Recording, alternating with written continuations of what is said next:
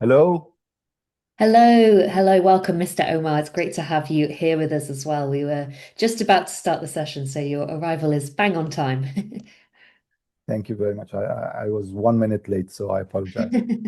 Not at all. So I think as you're here, that's fantastic, and we'll get started. So a big welcome and hello to those of you who've just joined us for this half day of training on applying the IFRS Sustainability Disclosure Standards. So as you'll see from the number of organisations we see represented in the logos on our screen today, this programme is truly, really a collaborative effort. So a big thank you on behalf of myself, Fiona, from the UN Sustainable Stock Exchanges team, to our partners at the IFRS Foundation and IFC for their support and collaboration on this programme. And of course, a special thanks today to our colleagues at the Egyptian Exchange for hosting us in today's training session. It's fantastic to be running a number of our programs with you over recent months. And I hope some of you also have had the opportunity to join us at those sessions as well.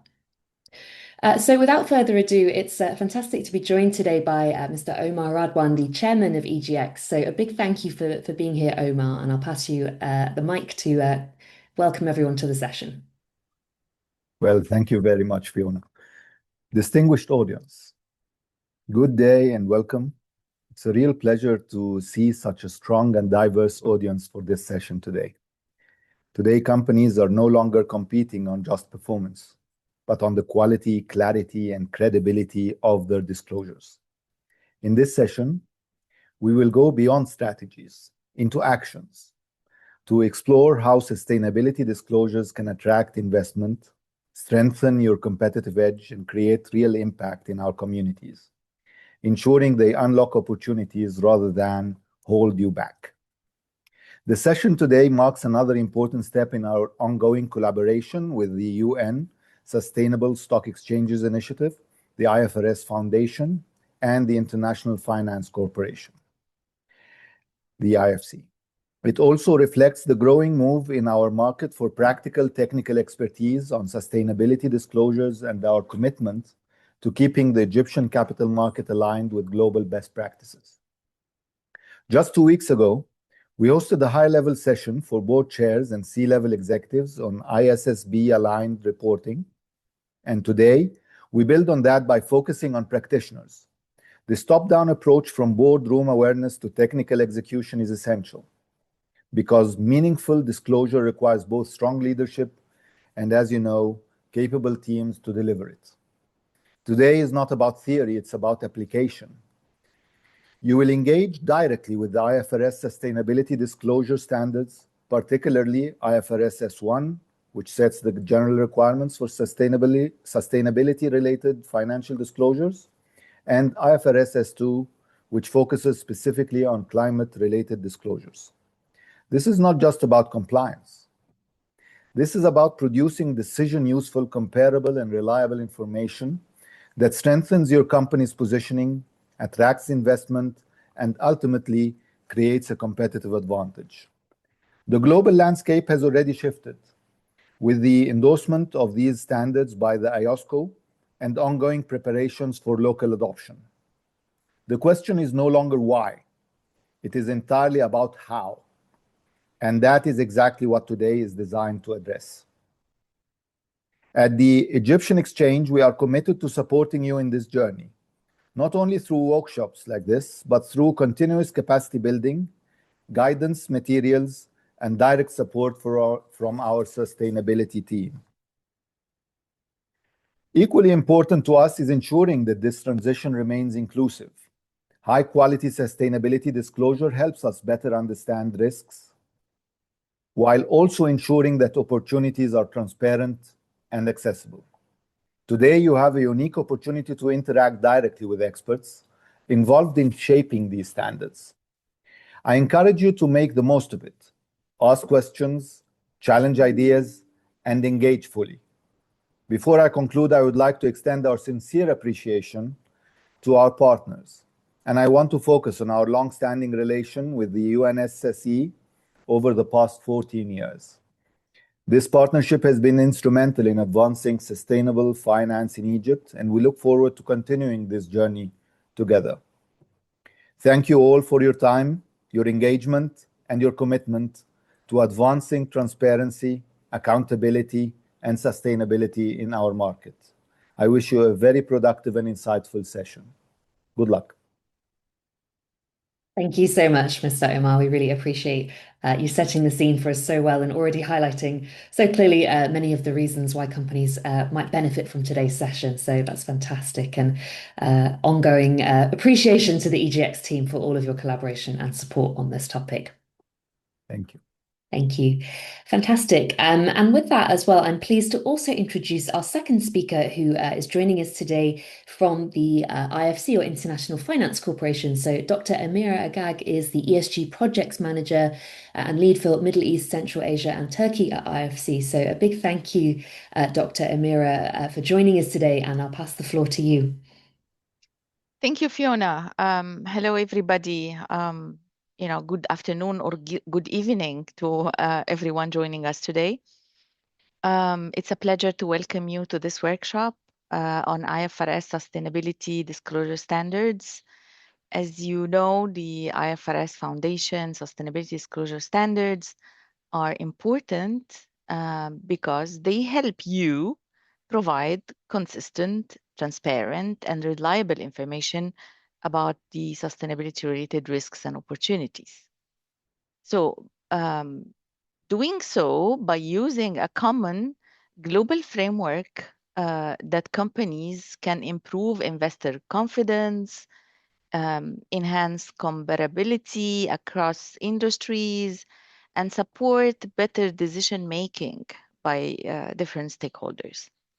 So these standards also encourage businesses to integrate sustainability into their sort of long-term strategy development, helping companies manage ESG risks more effectively while strengthening the corporate accountability and resilience. At IFC, we approach sustainability disclosure first and foremost as a corporate governance issue. So today's workshop really matters as more than 40 jurisdictions move toward the ISSB adoption. And the key question nowadays is no longer whether companies will report, but rather how they will produce high quality sustainability reporting, and also how your boards can oversee it with the same rigor that they apply to the financial reporting. So this is really essential because, as you know, strong corporate governance is also the foundation of sustainable and resilient capital markets. Finally, your feedback really matters to us. So I want to thank you for joining us today again. And I would really encourage you all to engage actively throughout the session. And please, please do shower us with questions. This is why we're here today. Thank you so much. Back to you, Fiona. Thank you so much, Dr. Amira. And I think indeed that's a great encouragement to everyone here today to make the most of this opportunity to ask your questions. So please do so. And it's great to have you joining us and your colleagues at the IFC supporting this program as well. So many thanks for being here. Fantastic. So with that, I'll just cover a little bit of an overview of how today's session will work and the structure of the agenda before we dive into the training itself. So firstly, just on a practical note, you've probably been able to discover these settings in Zoom already if you're not familiar with them. But just to note that you can use the chat box to introduce yourself or make any comments on the training as we move through it in the chat. I did note someone asked about how to close the chat. You should have the option to close the window, or also within the notification settings in Zoom, maybe under More, there should be an option to change those notifications if you do want to avoid the distraction perhaps. But for those of you who'd like to, please continue to use the chat. However, if you have particular questions for us, it would be great to make sure questions are put in the Q&A box, which you should also have as an option on the bottom of your toolbar in Zoom. So please make sure you put questions into the Q&A particularly, and that just allows us to respond and track your questions directly. So our format for today's training is a half day, 3.5 hour session together, and there's an optional follow-on homework activity as well. We've already mentioned it a couple of times, but the great, I think, benefit from our live workshops is that opportunity to ask your questions and get answers in real time. So please do make the most of that opportunity to ask your questions in the Q&A box. We also really encourage and require your participation at a number of points throughout today's session. So we'll use a number of interactive tools that we'll talk you through, and it will be great if you could please take the opportunity to take part in those interactions as part of your learning with us today as well. And finally, if you take part in our full training workshop today, you're eligible to receive a CPD completion certificate. To get your certificate, you'll need to fill out the feedback survey, which we'll share the link to at the end of the training with you. And you'll also receive that after the training in an email from Zoom. So just to mention who our speakers will be in our workshop today. So I've mentioned already that I'm Fiona, and I'm very pleased to be joined by my colleague Lois as well from the SSE Academy team as well. Hi, Lois.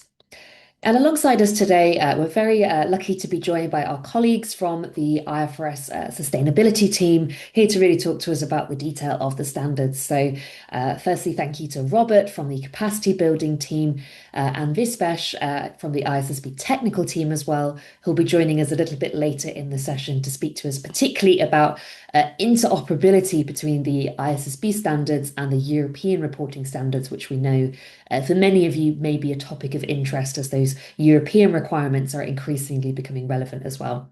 So thanks again, Robert and Visvesh, for joining us. So from our training today, we've really got 3 key learning objectives. And as Omar already mentioned, you may have had colleagues, or maybe you joined yourself on our board level version of this training a couple of weeks ago, which was all around how to provide governance and oversight for the ISSB standards. But what we're really aiming to do today is to get into more detail for those of you who perhaps will be tasked with preparing the reports themselves, or maybe supporting colleagues that do so, is to really understand the ISSB standards themselves and what sits within them. We'll then like to help you to understand how you can use and put into practice those ISSB standards in order to prepare your disclosures.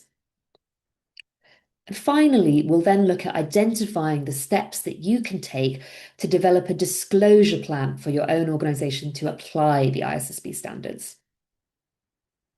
So to help us achieve those 3 objectives, we've broken our agenda down today into sort of 4 modules in particular. So we'll come back to this structure a couple of times during the training so we know exactly where we're at. But these are the 4 areas we're going to be talking to you about today. So in our first module, Prepare, we're thinking about perhaps building on existing knowledge that you might have to understand the purpose, the landscape, and the real baseline that the ISSB standards provide for sustainability-related financial disclosures. In our second module, Align, we're then going to think more practically about how to apply and use the standards. So particularly what content requirements sit within the standards and what additional disclosures you might need to add to your reporting to meet particular requirements for your sector, geography, or regulatory needs. And this is where we're going to dig into a bit more detail, as I mentioned, about the alignment with the European sustainability reporting standards here as well. In our third module, Implement, we're thinking all about the different practices and systems that we're going to need to implement internally to support us in identifying, evaluating, and integrating those different sustainability-related risks and opportunities into our strategy and operations. And then in our final module, Communicate, we're going to think about the final format for our disclosures. So thinking about the location and timing of reports, how to do so with efficiency and in a way that builds user confidence in our publications as well. And this just shows you how our time together breaks down across our sessions. So you'll shown there these sort of time allocations for our different modules. And we'll also take a short break in the middle of the session to refresh ourselves. And then at the end, we'll wrap up with some further resources and the homework that you could voluntarily take away if you'd like to continue your journey. So just to mention that all of the training materials we're going to be using today, including the links that we share with you in the chat, are all available in the training materials, which you can download from the event webpage for today's session. So I think Lois has already shared this link with you in the chat, and we'll continue to share this throughout the session. But if you go to the page where you registered for our training today, here you'll be able to find the slide handout, the homework exercise, and the guidance that sits behind this training as well. We'll also add the recording of our webinar today to that page after the session as well. And as I just mentioned, we do have an optional exercise that you can take away to continue in your own time, which we call our homework assignment. And this is all focused around helping you to build that disclosure plan for your own organization and put into practice what we're talking about today. So this isn't a mandatory thing to complete, and you don't need to submit the homework to us, but you can find the link to that at the bottom of the page that Lois has shared with you in the chat, if you'd like to use that with your colleagues. And just to mention, as well as Lois has shared in the chat, we have a number more of further resources on this topic from the SSE within our ISSB toolkit, which you can find at the link that Lois has shared with you there. So with that, let's get into using our first interactive tool in today's session. So we're going to use Menti for this, and we're going to come back to Menti a couple of times in the training. So I'd recommend finding your way in now, and then that'll help us to do the exercises together throughout today's training. So I'm just going to share my screen from Menti now, and that will show you a couple more ways that you can join us. And Lois will also send a link in the chat, which you can follow to access Menti. So you can see, thanks Lois, that she's just shared the link with you there. So probably the easiest thing to do will be to follow that link that she's just shared in the chat with you. You can also go to menti.com and enter that 8-number code that you see on the right-hand side of my screen currently. And finally, you can also use that QR code that you'll see at the right-hand side of the screen as well. So a couple of different ways to join us. But once you've made it into Menti, the first question for you today is just to tell us in your own words, maybe just up to 3, why you've joined us for today's training. Maybe there's a particular reason you're focused on this topic, a particular aspect of the standards that you'd like to know more about. But feel free to share that with us. So we can see a few of you have started to respond. So thanks for those who are inputting. So I'm seeing knowledge, maybe compliance as a driver for some of you doing some research, perhaps building your own knowledge and capacity, keeping up to date. You're interested maybe in this and you want to get started and stay updated. So fantastic. Thanks, everyone. So good to know Menti is working. So we see 27 people have responded so far. We've got several hundred in our training, so it'll be great if as many of you as possible can join us in Menti. And I'll just move on to our second quick warm-up question for you now, which is just to get a sense of how comfortable you are currently with the different areas that we're aiming to talk to you about today. So you can use that sliding scale that's on the screen for you now.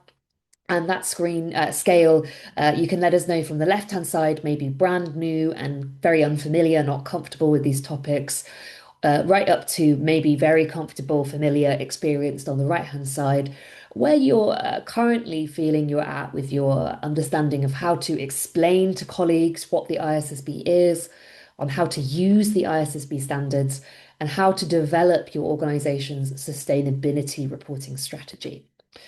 Great. So I see quite a few responses coming through, and it looks like overall we're sort of somewhere in the middle at the moment. Maybe we've got a bit of understanding already, but perhaps we want to understand more about these topics, which of course is a good reason for joining us here today. But thanks for letting us know that. It's always helpful for us to know where you're coming at when you're starting out for today's session. Okay, I'll take us back to the slides. I'd recommend if you keep that tab open to access Menti somewhere on your computer. We'll come back to that a little bit later at the same link again. All right, so let's get started now with our first module, which I'll introduce us to before I hand over to my colleagues who are going to talk to us about some of the detail as well. So before I do, I just have a quick disclaimer to share with you. And this is just to be really clear about how we're going to be using examples in today's session. So we'll share with you a number of company disclosure examples, but we'd just like to highlight that these examples shouldn't necessarily be seen as the best or necessarily the right way to approach this topic. We're really just sharing these to provide a little bit of inspiration because we know it can be helpful to see what this could look like in practice. But of course, each company needs to do this in the way that's appropriate to their own unique context and circumstances. Okay, so with that established, let's kick off now in our first module, which is prepare. So as we said, this is all around building that solid foundation of knowledge to move forward from. And so here we'll cover three key aspects. So we'll start by looking at the purpose and the case for sustainability reporting. We'll then move into looking at the landscape. So how has this reporting landscape evolved and how is it perhaps starting to become more simplified? And then we'll finish this section by starting with the global baseline. So that's the core concepts and the requirements that sit within the IFRS S1 and S2 standards to provide that baseline. So then getting us started, we'll move in firstly to purpose. So we're looking at the purpose really to help us to really understand what the different drivers are for disclosure and what some of the benefits that organizations can potentially get from disclosure as well. So to help us get started on this, we'll have a poll question for you now, which I'll just launch, which is really just to get a feeling from all of you as to what your reasons are for disclosing sustainability related information. So you can select as many of these options here as are applicable for you. You can also let us know in the chat, perhaps if you have other reasons for focusing on this topic, but letting us know really just what your key drivers are currently for disclosing information, or maybe you're not disclosing anything yet, and that's okay as well. So feel free to let us know if that's the case. Okay, so I'll give everyone a few more seconds to respond to us, but I think we're seeing a little bit of a picture emerging from the responses so far. We'll like to keep the poll, we'll have a number of polls throughout, so we like to keep them short and interactive so we've got lots of time for our discussion and our content. So in the interests of time, I'll end the poll there and share the results. So it looks as though for those of you that responded, regulatory requirements and investor interest were coming out as your top reasons for focusing on this topic, which I think is quite a common picture that we see across different markets globally. Thanks for letting us know that. So that moves us on then to having a look at some of these drivers. So as many of you highlighted, growing investor interest in this type of information is, of course, a reason many companies are starting to focus on this area. And one measure of this growing interest from investors is the number of signatories that we see globally to the principles for responsible investment. And as we can see here, by last year, we were seeing over 5,000 signatories to these principles across the world, representing more than 128 trillion US dollars in assets under management. So a sizable share of the global economy. So why is it really that investors are focusing more on issues of responsibility and sustainability? Well, I think what we'd really like to highlight here is that a key driver behind this demand is the potential financial effects of sustainability issues. So there's a real recognition that's growing from the investment community that understanding how companies are approaching sustainability is a highly relevant thing to consider when we're looking at the long-term value creation potential and strategic resilience of a company. And so the data that we see on the screen here comes from a study of institutional investors, which was conducted by HSBC. And here they found that the top driver for investors to incorporate climate change and environmental issues into their investment strategies was the perceived impact of these factors on long-term performance. So I think that really highlights that point there, that sustainability is not being seen as investors as an impact or a nice to have, but really a strategic priority. And as we touched on there, one of the reasons for that is because we're seeing the increasing relevance of these issues for financial performance. So we're going to talk about this concept a few times today. So let's try to get clear firstly on what we mean here. So if we're talking about effects on a company's financial performance, we might see this show up in the profit or loss statement of a company. And sustainability related risks and opportunities could have a financial effect by potentially changing the revenue mix or total revenue of a company. For example, if it sees a change in demand for its products and services as a result of climate change. We could also see changes in expenditures. For example, we could see increased operating costs if a company needs to implement new measures to manage a certain risk. And the other aspect we're going to look at today are effects on a company's financial position. So when we talk about a company's financial position, we're talking about their balance sheet. And so, for example, a company could also experience changes here to certain assets or liabilities as a result of sustainability issues. We could also see changes in portfolio value or perhaps even write-offs of certain assets that perhaps need to be need to be repriced due to damage from risks. And another financial effect that we see are changes to access to financing and the cost of capital. For example, there could be changes in equity valuations that are impacted by climate risks, but there could also be opportunities to make use of new financing structures, such as green bonds as well. And as we're wrapping up this module, just to recap on a few key concepts I think that you probably are familiar with, but just are important to keep in mind. So I'm showing you here the data from the World Economic Forum's Global Risks Report, which you might have seen before. What we like to highlight here is really the difference that we can see between those risks that are front of mind on a short-term time horizon and those which may be most significant over a medium or longer term. And as you can see here, the global picture is that environmental risks in particular are likely to be much more significant over the longer term. And so when we're thinking about this at the company level, of course, we need to conduct our own specific assessment of these different types of risk. But what we also need to think about is that we need to be prepared for those longer term risks that might arrive in the future, but could have potential financial effects in the near term. For example, maybe we need to invest in actions to mitigate against a long-term risk, which could mean we see financial effect much earlier. And another important thing just to highlight, of course, is how interconnected these different types of risk and opportunity are.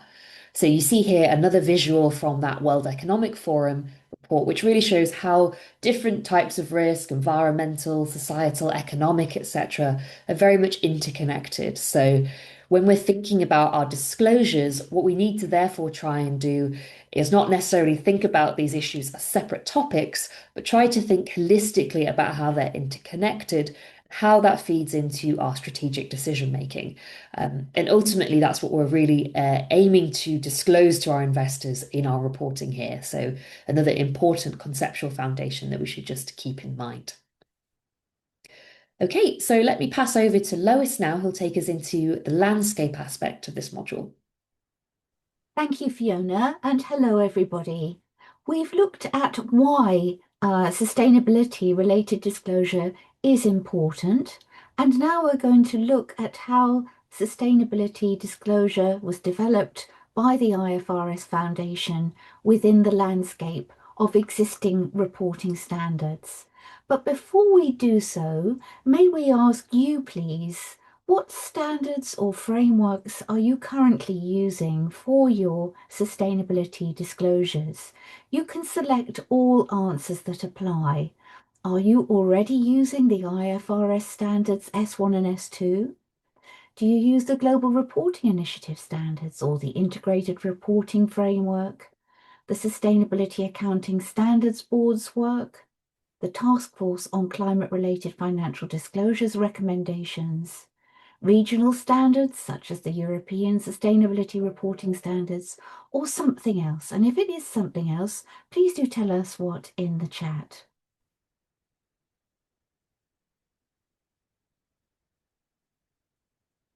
I'll give you a moment to tell us about what standards or frameworks you're currently using. So let me share the results we have so far with you. The majority are using the Global Reporting Initiative standards, and that's followed by IFRS S1 and S2 already being used by some of our participants, which is great to hear, followed by the recommendations of the Task Force on Climate-Related Financial Disclosures. So quite a spread, and thank you very much for letting us know that. And we see that there are some other standards and principles that are mentioned in the chat. So thank you very much for sharing that. Let's move on now to look at the structure of the IFRS Foundation, which is the body that has created the IFRS Sustainability Disclosure Standards we're looking at today. The IFRS Foundation is a not-for-profit public interest organisation that was established to develop high-quality, understandable, enforceable and globally accepted accounting and sustainability disclosure standards. At the bottom of the screen, you can see that there are two independent standard setting boards. The International Accounting Standards Board, or IASB, was formed in 2001, and their standards are in place in over 169 jurisdictions around the world. They cover financial statements preparation. And we also have the sister organisation, the International Sustainability Standards Board, formed in 2021, released IFRS S1 and S2 in 2023, following strong market demand for its establishment. Because they're both within the foundation, the two standard setting boards work closely together to ensure that their standards complement each other. The standard setting boards are governed by trustees, and they are in turn accountable to a monitoring board of public authorities. So how did the standards evolve? Well, I'm sure many of you will be familiar with the logos on this screen, and these represent organisations that have all contributed to the evolution of sustainability reporting. They actually have a lot in common, but there are some things that give rise to differences, such as their objectives and guidelines and definitions and so on. They have sometimes been described as a confused alphabet soup, but actually what I want you to take from this particular slide is that this is a picture of harmonization and simplification, and that is indicated by the arrows you see on the board. So there are some organisations that have been consolidated into the IFRS Foundation. They are CDSB, the Integrated Reporting Council, and the Sustainability Accounting Standards Board, but also the TCFD. So those of you using the TCFD recommendations, you will be aware that the TCFD has been taken over by the ISSB, and the TCFD has been disbanded. The IFRS Foundation also took on responsibility for the disclosure-specific materials of the Transition Plan Task Force, and their materials are now available on the IFRS website. CDP has aligned its climate questionnaire with IFRS S2 on climate disclosure, and the GRI works very closely with the Foundation to jointly identify and align common disclosures, but retains its objective of looking at disclosure of impacts, sustainability-related impacts, as well as risks and opportunities. And we'll talk about this more, but you can see from the arrows a picture of harmonization and simplification. So let us ask you now, to the extent that there are differences between reporting standards and frameworks still, what do you think those differences are due to? And please just select every answer that you think applies.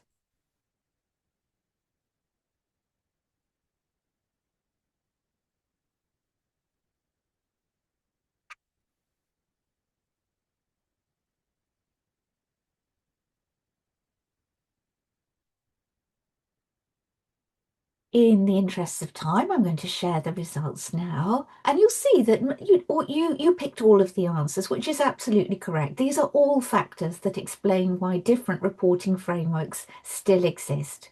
Different standards were developed to meet different policy and regulatory objectives, to promote disclosure on different topics, to serve different materiality perspectives, different stakeholder needs, and that's why there are still differences, as you've rightly identified here.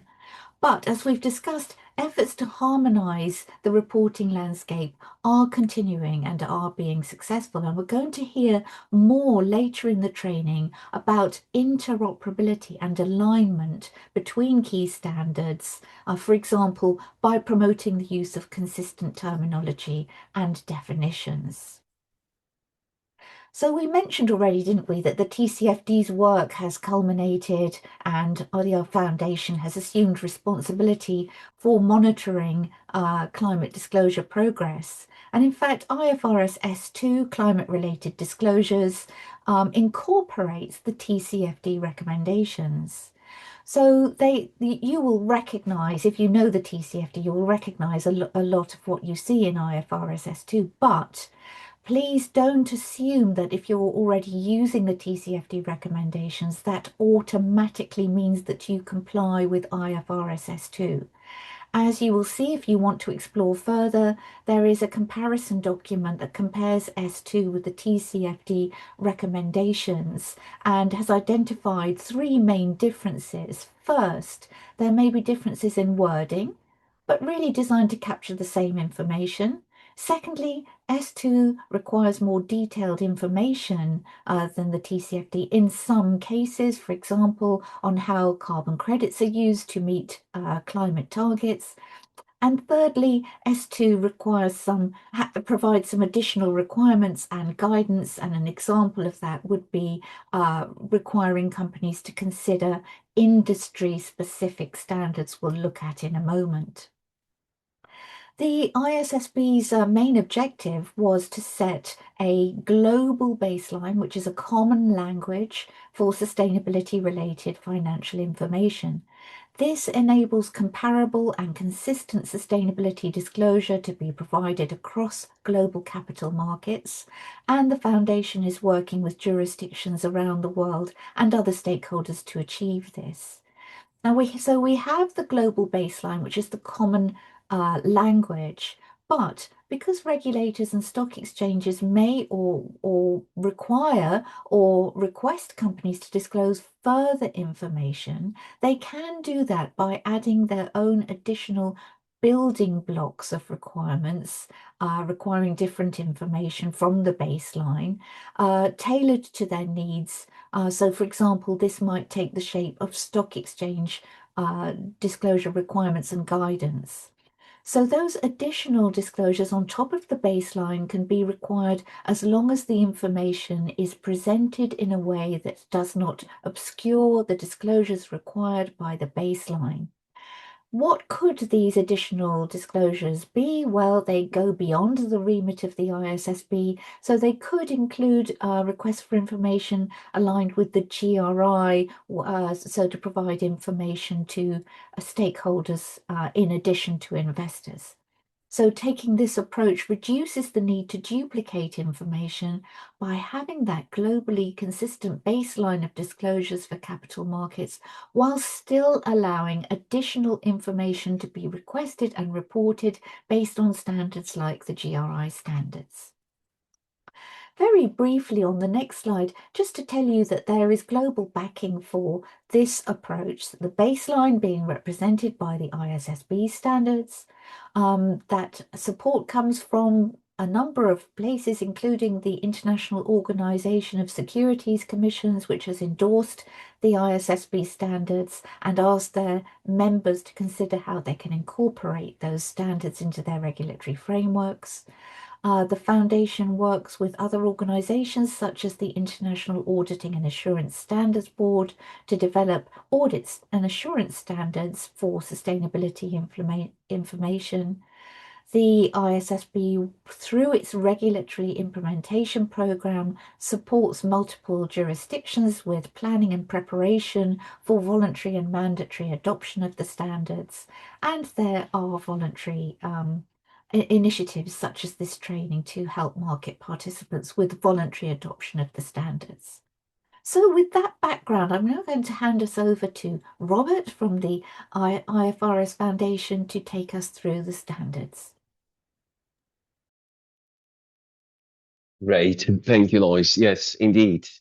Uh, we'll be now moving to talking about this specifically about the standards in themselves. We so far we covered the business case and market case for sustainability reporting, and also as the evolution of the landscape and how it's being simplified and rationalized. And so it's time to talk about the standards. As we start, it's important to know there's some key terms that we should be well familiarized. You can find a definition of this in your handouts, and I will go briefly through them right now. So first of all, we'll be saying the phrase sustainability-related financial information quite a lot today.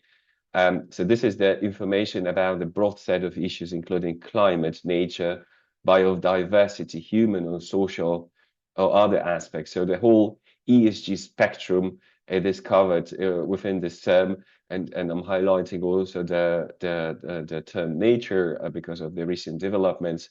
It is also being included in this in this phrasing of sustainability related financial information. So what is it exactly? So this is the information about companies' sustainability-related risk and opportunities that is useful to investors in making decisions about providing resources to the company. So in the understanding of the standards, this is not a very single particular information and about those sustainability matters, but it's the ones which are useful to investors in making the decisions. And then specifically, sustainability-related risk and opportunities are those that could reasonably be expected to affect companies' cash flows, access to finance, or cost of capital. So in other words, it could affect companies' prospects. So it's also important to remember that only in this context, this sustainability-related risk and opportunities should be seen as the ones which then are reasonably expected to affect the cash flow, access to finance, or cost of capital. We also often refer to general purpose financial reports, which include companies' financial statements and management commentary. So you might know this as a management report or management review or management discussion and analysis or strategic report. So some regulators require specific disclosure in certain parts of general purpose financial reports. So then we will use this generic phrase throughout. So so now we just have summarized the key points of each term. And again, you can refer to S1 for fuller definitions and of each of these phrases. Moving to the next section, we'll be now discussing the core 4 core content areas, which should not be anything new for anyone familiar with TCFD, and should we recognize them. And these are the governance, strategy, risk management, and metrics and targets. So for each core content area, there's a set of disclosures to be addressed, and the standards provide very detailed guidelines on this requirement. I will discuss each of them in terms in more detail, but I encourage you to download the standards as a part of your homework assignment for the full overview. All right, moving to the standards themselves. So starting with IFRS S1 general requirements. So to all preparers listening, I would say that you should not be afraid. There's indeed a lot to understand, but you might be surprised that we are familiar with many of the details because many of the concepts and wording and vocabulary and structure and conceptual foundations was developed and which were developed by IASB, by accounting body, are also present in ISSB standards. So the full name of S1 is General Requirements for Disclosure of Sustainability Related Financial Information. So what does S1 include? as the title suggests, these are the general requirements for the content and presentation of material information about sustainability-related risks and opportunities. So if you are familiar with TCFD, you will see the same structure applied throughout the standards. So the S1 sets out the general requirements for, as I mentioned, for all sustainability-related risk and opportunities. So it's also a framework which allows you to disclose any sustainability-related information, any so-called you might call it ESG information relevant for your company, and which is also relevant to the investors. And in this process, S1 asks preparers to refer and consider the applicability of the SASB standards and other sources of further guidance to identify sustainability-related risks and opportunities, and identify material information about them. So although S1 may not include that does not include specific guideline to refer to disclose information about other risks specifically, but with the help of the reference to the SASB standards or CDSB framework, you can still include this information using S1. And the SASB specifically is the SASB standards are organized by industry, enabling the company to identify disclosure topics and metrics applicable to your business model and operations. And finally, the standards can be used in conjunction together with any local national accounting standards requirements. So that's about S1. And moving to S2. So as I mentioned before, the scope of S1 is all sustainability related risks and opportunities. The scope of the S2 is climate. The S2 focuses on climate disclosures, but is building on the same foundation of S1. So again, it fully incorporates the TCFD structure.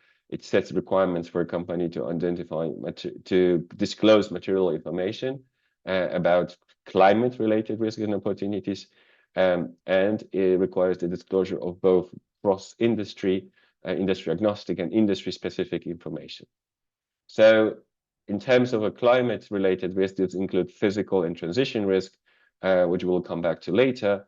Other specific disclosures are required, for example, on scenario analysis or greenhouse gas emissions. We'll talk about them later in more detail as well. And preparers, similar to in case of S1, must also refer and consider the applicability of the industry-based guidance on implementing S2, such as SASB standards.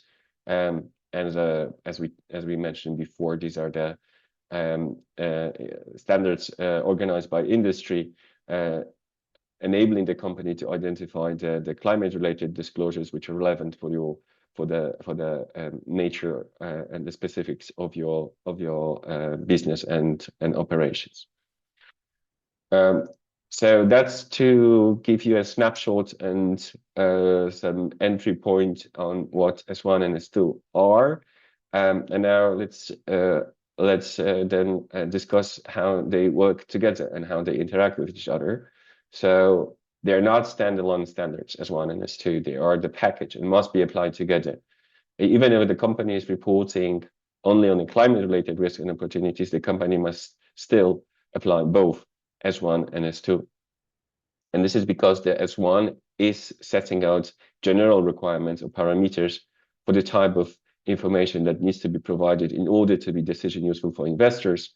And also, importantly, S1 explains the concept of materiality and how companies identify material sustainability-related financial information. There are some key conceptual foundations which underline the standards, and this might be new to anyone without accounting background, but again, the ones who have accounting background, they should not sound unfamiliar. So to start with, companies must fairly present their sustainability-related information. And the third presentation means that the companies must give a full, honest picture of their sustainability-related risks and opportunities. So nothing important should be left out, nothing misleading should be included. And that's about third presentation. And then the second conceptual foundation, faithful representation, means the information must be complete, covering everything needed, should be neutral, not biased toward a positive or negative, and accurate, free from material error.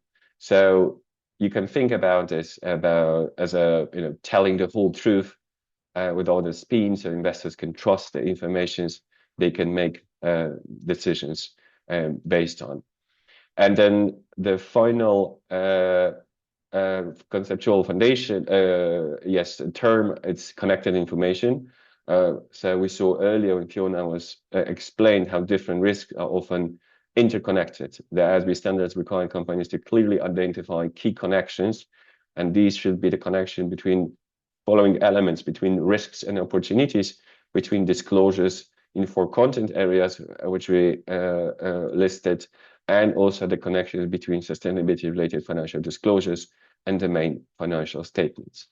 And I'm pretty sure you want to see how that can be done in practice. And Lois will give you an example illustrating this. Over to you, Lois.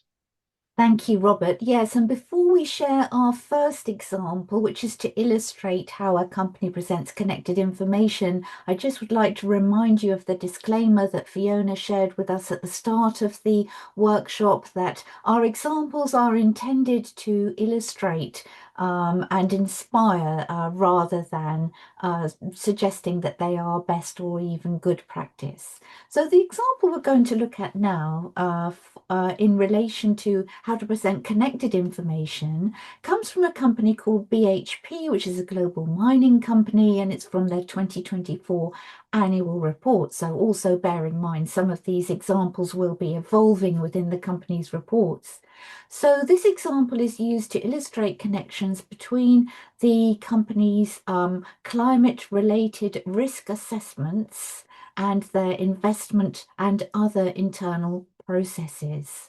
So the disclosure is looking at how BHP manages climate-related risks and plans to transition to a net zero economy. So how is information connected in this extract? Well, in the first paragraph, we see that climate risk assessments and climate scenario analysis are integrated into the company's strategy and treated as a sensitivity in their capital allocation process. So there is connections and alignment between the company's capital allocation plans and the rapidly decarbonising global economy that the company anticipates. In some cases, the companies are already still progressing some of their studies. For example, in the second paragraph, we see that they are looking at the effect of future physical climate-related risks on the company's operations, productivities, and costs, and they're going to use the results to inform the company's risk profile, corporate planning, controls, and adaptation measures. And in the light grey text at the bottom of the screen, we can see links to other connections between the company's understanding of climate risk and scenarios and their operational activities, greenhouse gas emissions across the value chain, financial statements and production, revenue and expenditure. So in this extract, we can see that climate-related risk and scenario analysis are connected with a wide range of company strategies, processes and activities. Back to you, Robert. Thank you, Lois. Yes, we will now, before moving to the next section, we will have a first example from me, and then we'll be talking. The question is related to the matter which we just covered a few minutes ago. So I'm sure you will get it right. So the question is, what information should be considered for connected information, and where the connection should be achieved between what elements? So whether it's between the core content areas, as Anne's A states, whether we should be between the sustainability-related financial disclosures and financial statements, or whether that should be between the sustainability-related risks and opportunities. And I'll give you a moment to think about it. Just to give you a few moments to answer it. We are approaching the 50%. And I see that this is the answers are looking good indeed. So as we mentioned before, the connections and the conceptual foundation about the connections, and that should be achieved and between all these elements. So answer A, B, and C are correct in this case. So between all these elements, you should think about how this how the connection is being represented. So well done to ones who answered in this way. Moving to the next slide, an important concept is materiality. Again, the ones who are of accounting standards should be familiar already with these terms. So, in simple words, materiality is the filter that determines what must be disclosed. So, as defined in S1, information is material if omitting, so leaving out or getting it wrong or bearing it among other details could reasonably influence investor decisions. So companies don't need to disclose everything, only what matters enough that investors would care about when deciding about whether to buy or sell or hold investments or provide loans.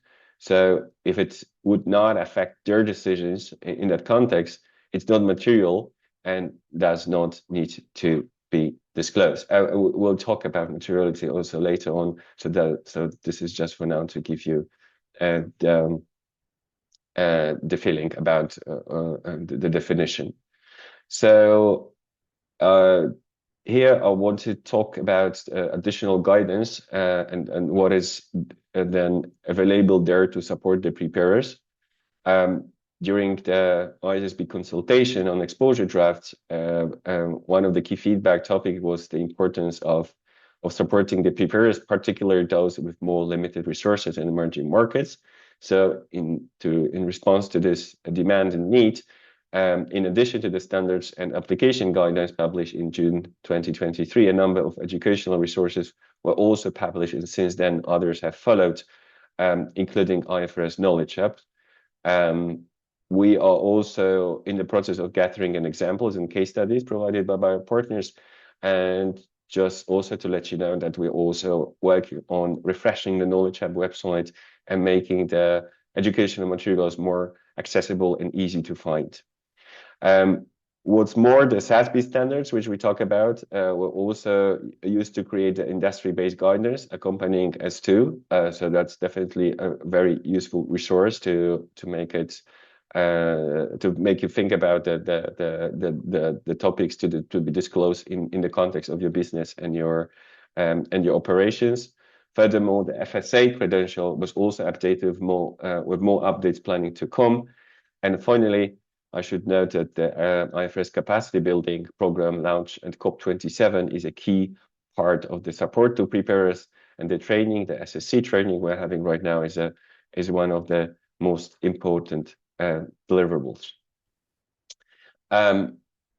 But before we move on, let's then pause for a quick poll again.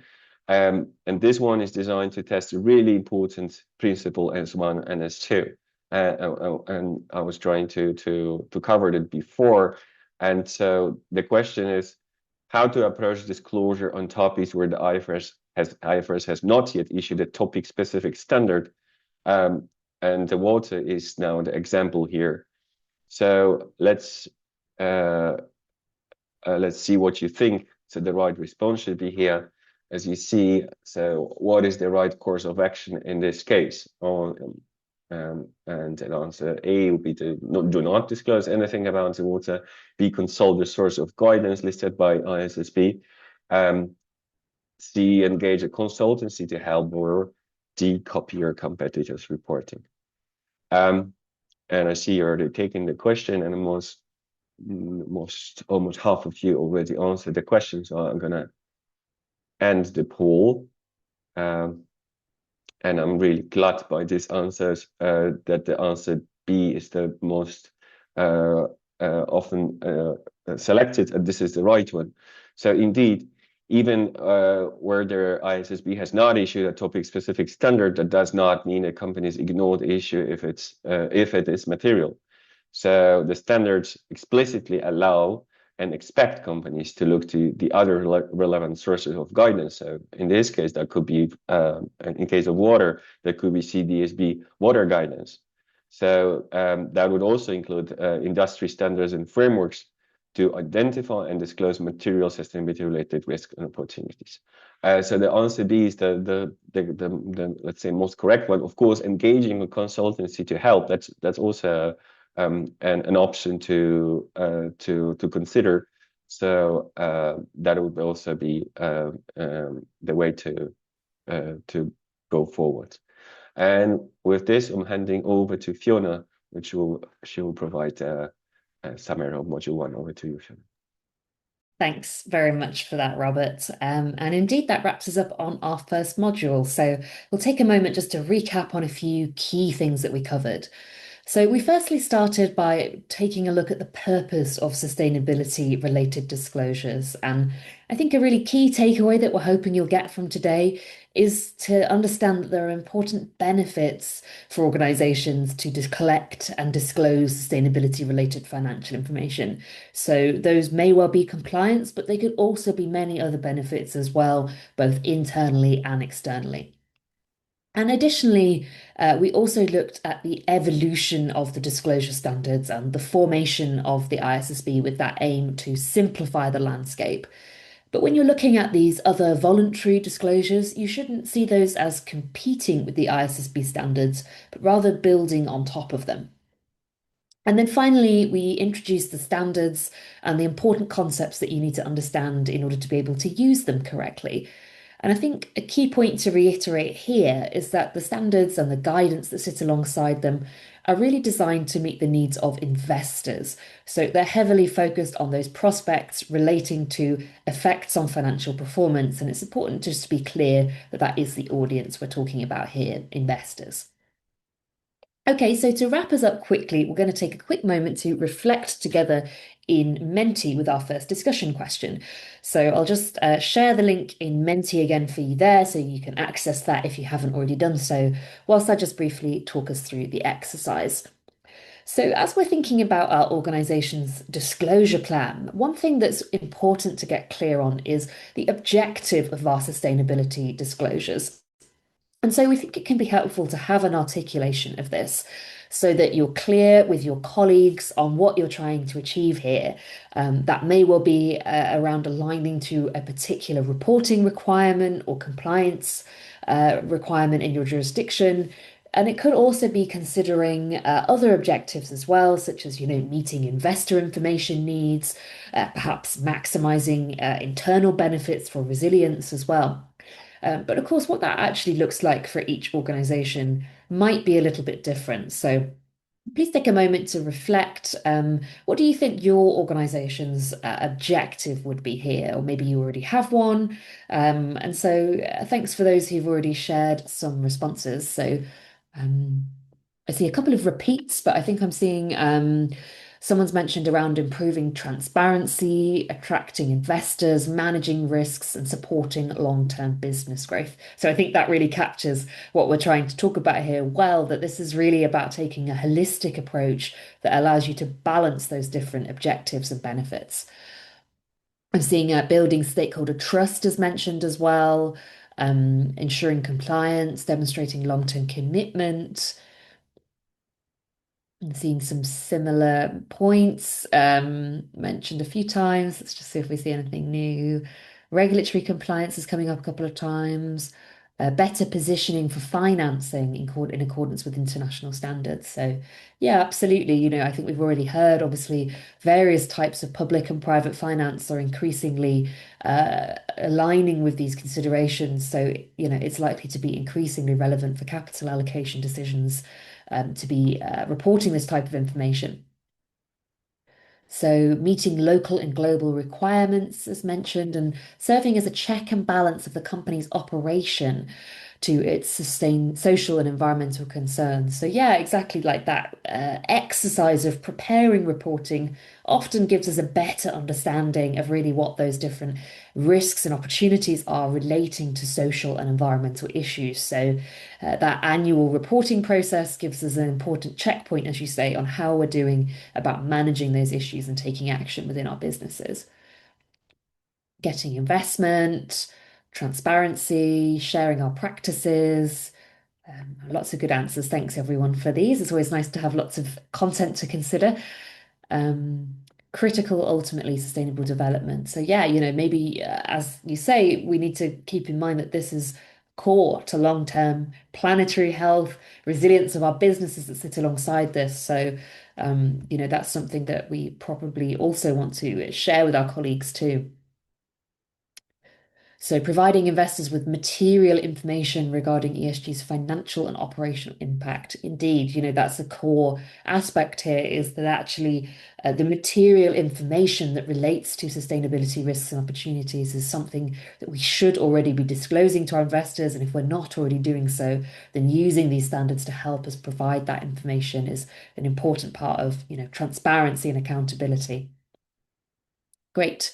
Fantastic, everyone. Thank you for these answers. So I'll leave that question open in Menti, so I think you can continue to scroll and have a look at other responses. But I think, a lot of you have really grasped here what we were hoping to conclude from this segment, which is that when we're setting out to plan our approach to disclosure using the ISSB standards, it is really important to keep in mind all those different types of benefit that we can gain from this reporting process, and to try to elaborate and explain those to our colleagues as well, because I think that will also really help to make the case for the resource that's needed, perhaps, to undertake this exercise as well. Okay, I'll just reshare our slide presentation, and Robert will be getting us started now on our second module. Thank you. Thank you, Fiona, very much. Yes, indeed, we'll be now moving to the next module of this training, which is called Align. So now that we have introduced the initial concept, let's indeed dive into how to apply the ISSB standards, take into account additional disclosures, including any relevant geographical or sectoral requirements, as well as peer practices and your leadership objective. So first, the breakdown of the unit. In order to understand how to ensure your disclosures, how to ensure your disclosures meet global standards, we'll look at the two concepts in this unit. The first one, and the main focus, will be on how to apply the standards as a part of the global baseline for sustainability-related financial disclosures for capital markets. And once we cover that, we will also discuss how additional disclosures fit. So to begin, let's focus on how to apply the ISSB standards as global baseline. So now moving back to this four content areas, we will, as signaled before, we will then go through one by one. Let's start. We'll start with the first one, governance, and this one is centered on understanding how oversight for sustainability related issues is providing in the organization through the processes, controls, and procedures that have been put in place at board and management level. And in order to successfully disclose on this topic, for each of the core content areas, we'll discuss questions that you could ask in your company to start identifying the information that will support some of disclosures requirements, for example, as a part of your gap analysis. So if you look at the governance and the management requirements, we can see that there are several that are fairly qualitative, and that will be, for example, the question, which bodies are responsible for the oversight and management of processes, controls, and procedures of sustainability-related risk and opportunities? For example, is management responsibility, is that management responsibility or delegated to a specific role or committee? Then secondly, how and when do they get informed about sustainability-related risks and opportunities, and what frequencies and via what channels? Then thirdly, how these issues then further inform strategy, decision-making, and risk management. So that would include the setting targets to manage sustainability-related risks and opportunities. And finally, whether progress against these targets links to the remuneration, the executive remuneration. So for all more information how to approach this topic, you can make use of the SSE checklist tool, and then which you find the link on this slide. But remember, it's not a replacement for reading and using the full ISSB standards. And again, I'm sure we are keen to see how that can be applied. We'll have another example, and will be presented by Lois. Over to you, Lois. Thank you, Robert. Yes, we've got two examples that illustrate the way in which companies make disclosures about their governance model and how they govern sustainability. Well, we've got quite a complex picture here from a company called Yara, which is a global crop nutrition company, very big company. In this governance model example taken from the sustainability statements within Yara's 2024 integrated report, we see this highly integrated model where responsibilities for sustainability are embedded across lots of different business functions, including risk management, health, safety, environment and quality, HR, and global climate and energy. The board and president and CEO are shown in the dark brown boxes in the middle. The Board Audit and Sustainability Committee on the left-hand side in the pale brown boxes, they assist the Board of Directors in overseeing the process for and internal control of sustainability reporting and material impacts and risks and opportunities. So you have the committee assisting the board. Then you have the Sustainability Governance Team, and you can see that in the pale green boxes that run across the middle of the slide, and they have a direct reporting line to the Chief Financial Officer. You can see that in the green box there. And they are responsible in the Sustainability Governance Team for sustainability performance and reporting, and their work is closely aligned with the corporate performance and risk functions. In addition, you have the Sustainability Network right at the bottom there, which reviews Yara's accountability processes and systems that they have in place for ESG. They monitor sustainability performance, and the network is chaired by the Chief Compliance Officer. And these arrows show us where the flow of information and input between the different governance bodies in the organization goes. Now, be very clear that there are multiple governance models to choose from. The ISSB standards do not require a particular governance model. Your organization should choose the governance structure that's fit for purpose, that serves the particular needs of the company and its legal environment. This is just one example. Let's look at another one. And this is from Petronas. Petronas is Malaysia's national oil and gas company and a global energy group with presence in over 100 countries. In this example, the governance structure shows the executive, non-executive, and independent roles of the board of directors and the three committees to which that govern this type of activity. So you can see the responsibilities of each of these committees in the middle section. I'd leave you to look at that in your own time. But again, the message to take from the slide is that we can see responsibilities that are managed across all these three board committees. So the audit committee, for example, would monitor climate-related reporting, and later in the report, we can see that it provides assurance on the state of governance controls and compliance. Right at the bottom of the image, you can see that there's also involvement from the executive leadership team. So again, we have here an integrated structure like the Yara example, with responsibility for climate and sustainability embedded across multiple functions. But this structure, it aims to provide role clarity and accountability, to promote strategic alignment across the group, and to facilitate decision making at all levels.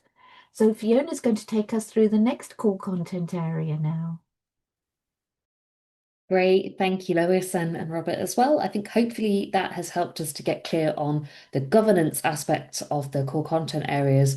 And we'll move on next to strategy. So there are more disclosures required within strategy than governance, but it's also really where we think that companies can start to see the benefits from identifying and managing these sustainability related risks and opportunities as well. And so the content area here is focusing on understanding what the company's strategy is for managing its sustainability related risks and opportunities. And there are three high-level areas that we focus on in this area, which are the risks and opportunities, their effects, and then resilience. So we'll take a little bit of time to review each of these now.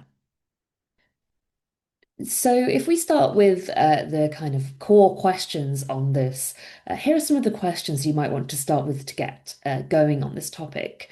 So when you're disclosing information about risks and opportunities, you're required to provide a description of the effects, the time horizons over which those effects are expected as well.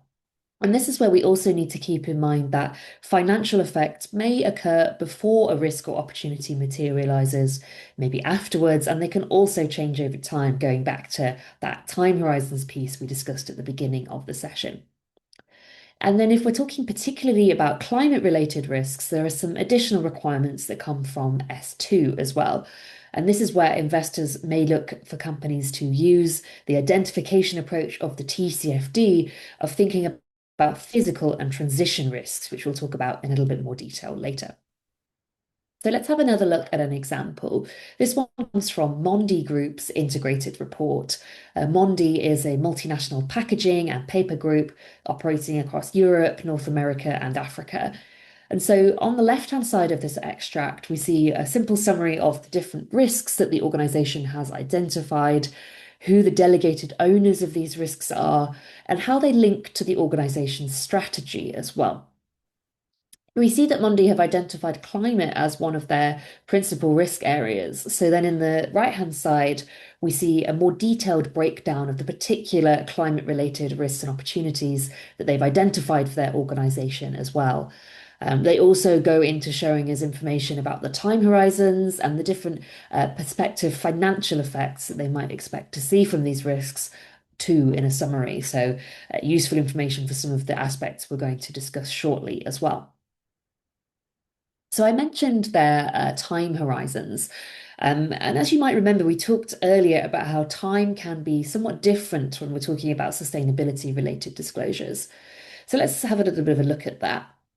So the standards are asking us to identify within what time horizons the effects of each of those sustainability related risks and opportunities could reasonably be expected to occur. And so this is where organizations are asked to provide a definition of short, medium, and long-term time horizons as has been applied in their assessment.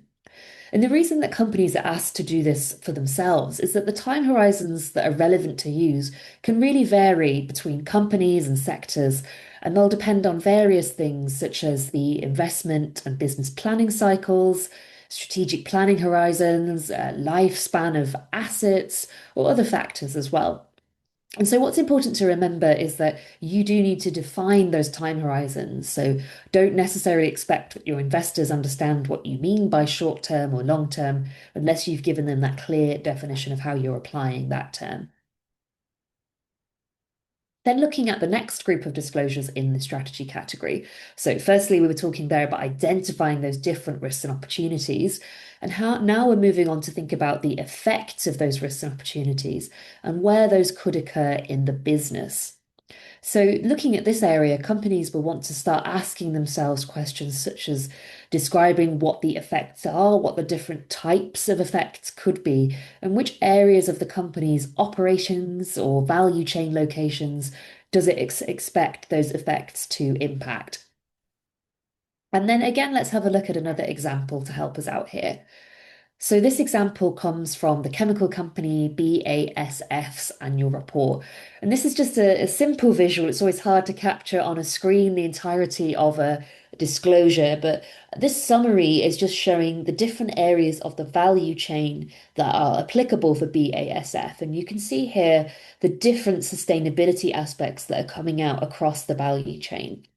So, for example, when they're looking at their upstream, they're talking about the potential management of CO2 from their suppliers and incorporation of sustainability factors into their procurement. So, through procuring bio-based renewable raw materials, for example. Then within their own operations, they discuss the impact of energy efficiency and how they're trying to improve their operational processes to manage those emissions and use of materials. And then finally, when they're looking at their downstream, they talk about what they call their triple S method, so sustainable solution steering. So how they're actually trying to align their portfolio of products for their clients to be looped, kind of connected in towards what will loop solutions, so things that are more circular and ultimately sustainable for their customers. So just really shows how they've considered the different aspects of their value chain and the effects that risks and opportunities from sustainability will have across that value chain. And so when we're starting to talk about these effects, we know that one aspect that can be difficult is knowing what type of detail to disclose, and specifically whether this information should be qualitative or quantitative. So in the examples we've seen so far, we have seen a little bit of a mix of both types of information. But under the IFRS standards, a company is asked to disclose both quantitative and qualitative information about the effects of sustainability risks and opportunities. But the standards do also set out some criteria for when it's acceptable to only provide qualitative information. And these include if a company can't separate the effects of a sustainability related risk or opportunity from other types of effect, if there's a high level of measurement uncertainty, and also if the company doesn't have the skills, capabilities, or resources to enable it to provide that quantitative information. So we now come to the last part of the strategy component, which is risks or resilience, I should say. So resilience is all around thinking about uncertainties and ensuring that the company is considering how it can prepare for different possible pathways and make strategic adjustments where it needs to. So the disclosure here is all around looking at how and what types of assessment have been carried out to consider resilience and what time horizons and assumptions have been used for those assessments. This topic as well is particularly relevant from a climate perspective because IFRS S2 asks for the use of climate-related scenario analysis, asking companies to use an approach here that's commensurate with their circumstances at the time of disclosure. So we'll dive into this in a bit more detail later, but when we're starting out on kind of assessing resilience and looking at scenarios, simply we're asking companies to think about what their capacity to react or adjust to uncertainties is, and maybe just identifying what they already know and what they would like to know through these assessments to understand this matter better. So looking again at an example, so we've got an example here from Stora Enso, which is a Finnish and Swedish forest products company. And in these sort of summary diagrams we see here, we've seen their assessment of how they're expecting the makeup of their business to shift over a sort of 10-year time horizon, 15-year. So we see on the top of the screen that their core business of forests, pulp, and traditional wood products is maybe not where they're expecting to see their growth come from in the future. So they've identified these new areas of sustainable building solutions, renewable packaging, and biomaterials as potential core growth activities for them in the future. And then in the bottom of the diagram here, we see a kind of a breakdown of how they're expecting the potential of their sales revenue to change over time as these growth businesses make up more of their revenue and potentially offset some expected loss in revenue from their sort of traditional forests and woods and paper businesses. So already really giving us a sense there of how the company is seeing the kind of future sustainability issues evolve. And then in the narrative alongside this, they provide useful information to talk about how they're managing this transition and the steps that they're taking now to invest in the right technologies and capabilities to help them position themselves for growth in the future. We do have a second example here from Marks and Spencer, which I won't talk about in detail, but you can take a look at this in the slide presentation if you'd like to. Here we're just seeing a breakdown from their particular climate-related risks and opportunity summary, which talks through the different types of climate risks they've identified. And for each risk, they've then provided a kind of narrative explaining the effects of the risk, the connection to their financial disclosures where it's kind of established, and then also the different actions they're taking in the business to manage and respond to these issues. So recommend taking a little bit of a look at the detail in this in the slide handout if you'd like to have a more detailed look at that example.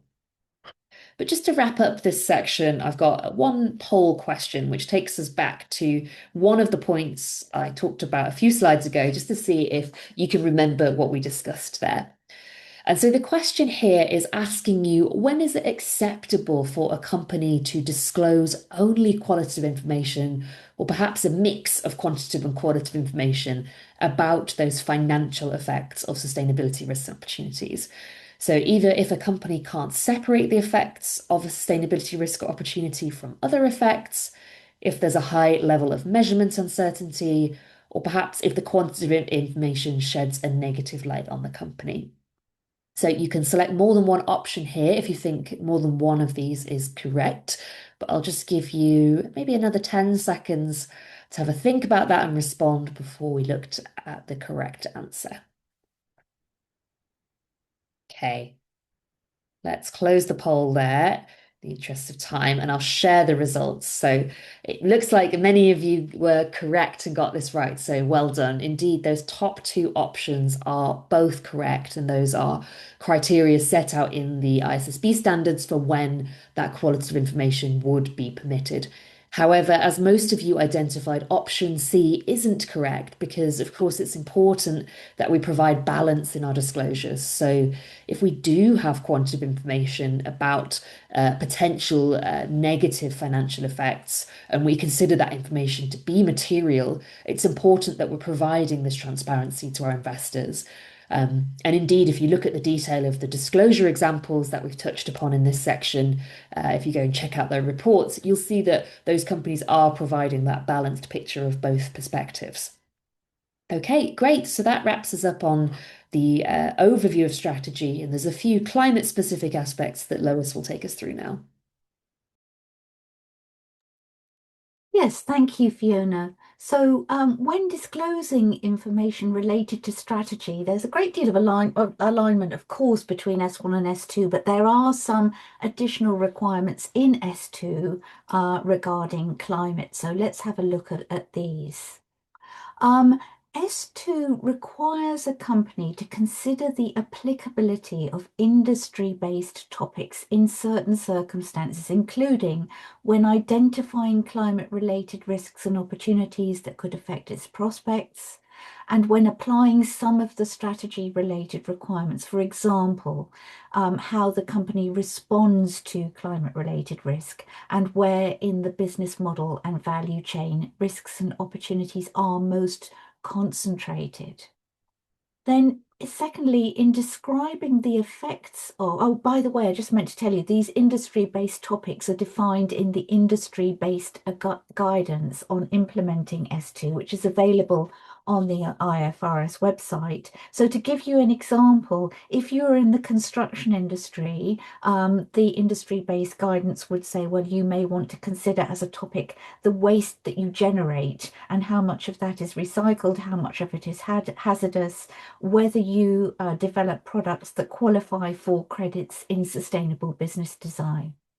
So on the second main bullet point there, S2 requires companies to make disclosures about how the company has responded to or plans to respond to identified climate-related risks and opportunities, including how it plans to achieve climate-related targets and to provide information about any climate transition plan it has. Now, we don't have time to go into climate transition plans in detail here, but if you have one, S2 requires you to provide details of it.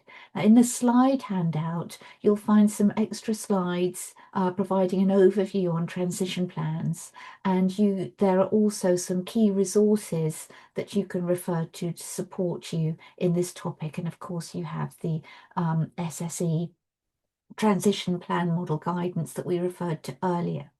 So thirdly, like S1, S2 says that when preparing disclosures about the anticipated financial effects of climate-related risks and opportunities, a company shall use all reasonable and supportable information available to it at the reporting date without undue cost and effort, and using an approach that is commensurate with the company's circumstances. This is an easement that recognises how difficult it is to report on anticipated financial effects, and we're going to come back to this later, so I won't say any more for the moment. Finally, S2 requires companies to use climate-related scenario analysis when assessing their climate resilience, using an approach that's commensurate with the company's circumstances. Now, the particular scenario or scenarios that companies should use are not specified in S2. But additional information about climate resilience is required, including which scenarios were used, how and when, over what time horizons, and what scope was covered by those scenarios, whether and to what extent significant areas of uncertainty were considered by the company, and whether and to what extent the company has the capacity to adjust and adapt its strategy and business model to remain or become more resilient. So you'll be glad to hear, I think, with that it's time for us to take a quick break, just 5 minutes. So we're going to play some relaxing music for you. Please take this opportunity to have a stretch, get a drink, think of any more questions you'd like to ask us, and we'll see you back here in 5 minutes.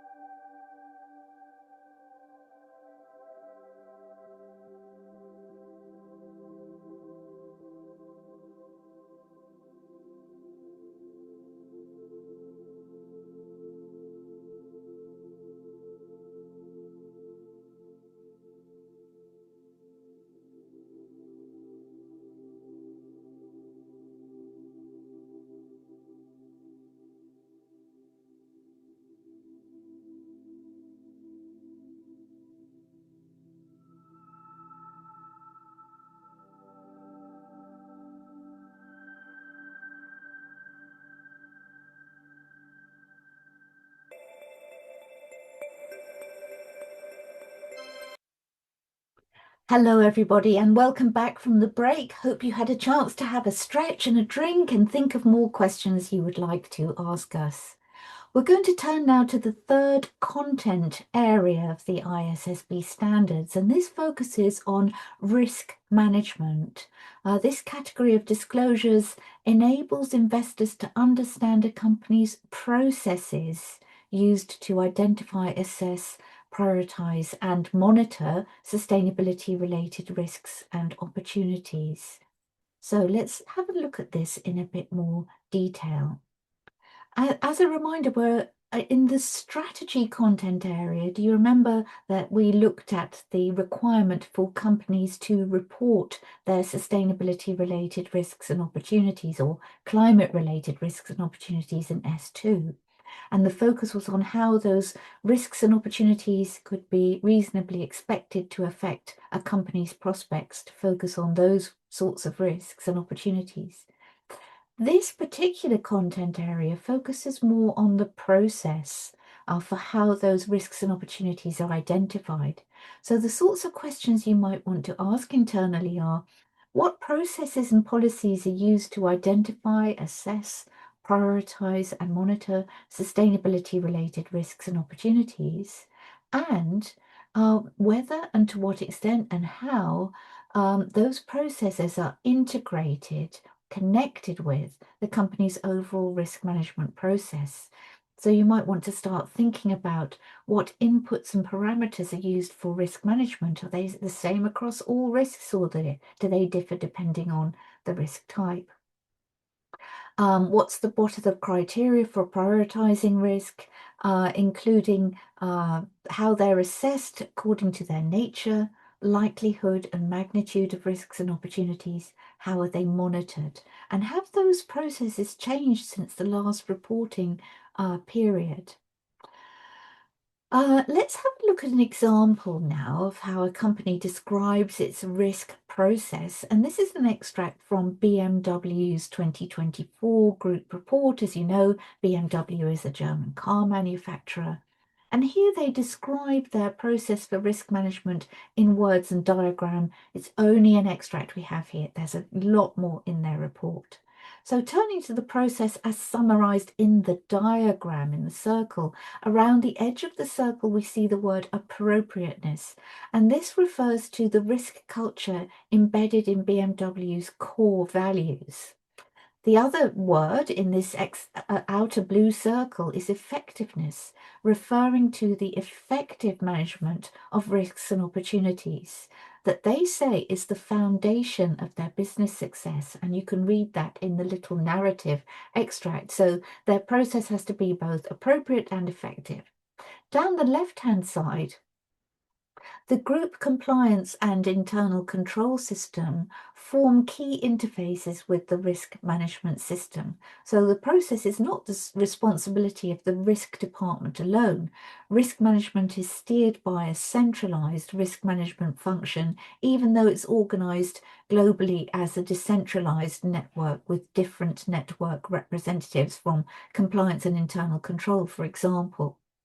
The process itself, which we see in the inner wheel, the light blue wheel spokes, involves early identification of risks, analysis and evaluation of risks, finding appropriate risk management tools, including the measures taken to measure risk, the monitoring assessment of the measures taken, and risk reporting. All material risks are reviewed by the Risk Management Steering Committee. You can see that on the right-hand side bubble there, which is chaired by Group Controlling, and any material risks are then reported to both the Board of Management and the Supervisory Board's Audit Committee. So quite a comprehensive explanation of BMW's risk management process there. The other thing to say about risk management in the context of IFRS S2 climate disclosure is that we actually have a definition of risk, which can help us to understand both identifying risks and opportunities and the process for risk management. So S2 requires information about the input parameters used to identify risks and whether and how scenario analysis has been used to inform risk identification, and whether there have been any changes in the process. The same applies to opportunities. Let's look here at the definitions I was talking about. These definitions are based on the TCFD recommendations definitions, so you might be familiar with them. But part of identifying risks is to be aware of the meaning of these risks and what you should be evaluating to begin with. So there are two main types of risks identified in S2. Transition risks arise from efforts to transition to a lower carbon economy, and they in turn are often categorized as legal, technological, market, and reputational risks. And in the middle of this screen, you can see some examples like enhanced reporting obligations, increased pricing of GHG emissions, greater exposure to litigation, costs associated with transition to lower emission technologies, and changing consumer behavior, uncertainty in market signals. All these sorts of things represent transition risks. Physical risks include risks from climate change that can be event-driven, and these are acute, such as from weather-related events such as storms, floods, droughts, or heat waves, which are sadly increasing in frequency and severity. Or they can be chronic, and these are longer-term shifts in climatic patterns, such as changes in rainfall and temperature, sea level rise, changes in water availability and quality, biodiversity loss, and changes in soil productivity. In both cases, transition risks and physical risks, these could give rise to financial implications for a company that affect their cash flows, access to finance, and cost of capital over different time horizons. So in the case of physical risks, the cost could result from direct damage to assets or indirect effects of supply chain disruption. Similarly, in S2, we have a definition of climate-related opportunities, which helps us to develop a process for their management and to understand how to identify and define them. The climate-related opportunities refer to potential positive effects for a company arising from the transition to a lower carbon economy. And they could come from improved resource efficiency across complete value chains, different uses of energy sources, including lower emission energy sources, supporting policy incentives, using new technologies, developing new products and services, accessing new markets, substituting resources or diversifying products and resources. Again, these opportunities have financial implications for companies in terms of changes in their cash flows, access to finance, and cost of capital over different time horizons. So you may find costs have lowered with changing your source of energy, or markets open because you've taken the opportunity to develop new products and services. We'll have a look now at an example that shows the process for risk and opportunity assessment, but also identification and description. This is an example from a company called RS Group, which is a UK-based distributor of electrical and industrial equipment. It comes from their 2024 annual report. It's an extract. So before we get to this extract in the report, we know that the company has already identified 10 principal risks, including climate-related transition and physical risks to their business. What we're looking at this extract is a description of some of the physical risks. So the most significant physical risks to this company relate to the impact of extreme heat on their distribution centers. You can see that on the first line. But also for the potential for extreme weather events to cause physical damage and disruption to their customer supply operations. On each of these lines, there's a little red wheel icon, and this shows that strategically the risk affects certain things, so operational excellence. And so you can see how the strategic alignment of the risk is understood. And then other icons show which are the stakeholder groups most affected by the risk or opportunity. In this extract, you can see a description of the risk, the business owner that has been identified, the metrics used to monitor and track each risk, and the actions being taken to mitigate each and manage each risk. The actions right on the final column include things like building upgrades and associated capital investments and business continuity planning. So quite a comprehensive way of describing the process for and identification of risks and opportunities in the RS group. We're handing back to Robert now, who will take us through the last core content area. Yes, thank you, Lois. Yeah, indeed. We'll be now moving to the last core content area, which is metrics and targets. And we'll cover them in more detail. And here the disclosures are intended to enable investors to understand how the company is performing with respect to its sustainability-related risks and opportunities. As with other core content areas, let's go through some questions which should you enable to evaluate metrics. So requirements on metrics are designed to enable investors to understand companies' performance in relation to sustainability-related risk and opportunities. So preparers shall disclose information explaining how the metrics are defined, if they are absolute or relative, if they have been validated by a third party, as well as methodology. For example, what is the method of calculation? What were the inputs? What are the limitations and what assumptions are involved? And for further information, you can also refer to the SSE gap analysis checklist, which is referenced on this slide. So moving to the second element, so to the targets. Requirements on targets are designed in turn to enable investors to understand how so the targets are set by a company to monitor progress towards achieving the strategic goals, as well as any targets that is required to meet for regulatory purposes. And the disclosures in that regard should include whether the targets are qualitative or quantitative, and whether they are set voluntarily or required by the regulation. Obviously, the target needs to include the metric which was used to set the target and to monitor the progress towards its achievement. Also should include the baseline period for which progress is measured and the period to which the target applies. Should also set out any milestones and interim targets if there are any, and as well include if there have been any revision to the target, together with the explanations about revisions. And specifically to this topic on metrics and targets, again, we will have an example which Lois will present.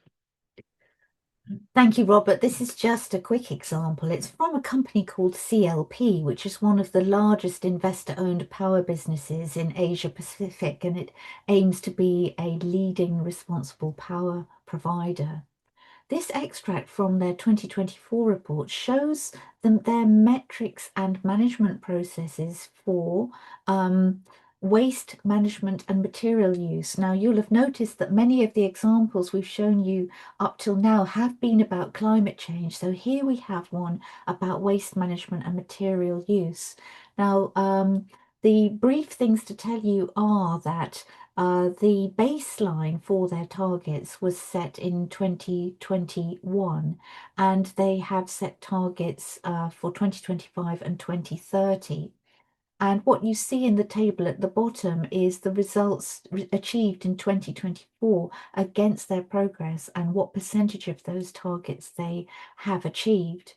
The other thing to mention is that these targets are set within the context of this wider strategy and the wider targets for waste management. And finally, as you know, S1 and S2 cover all sustainability related risks and opportunities, and climate in particular. We don't yet have a waste management and material use standard, but Notice in this first panel that there's a reference to SASB and the EU rules and GRI. The company has used SASB and GRI to help them calculate their waste management and material use metrics. Back to you, Robert. Great, thank you very much, Lois.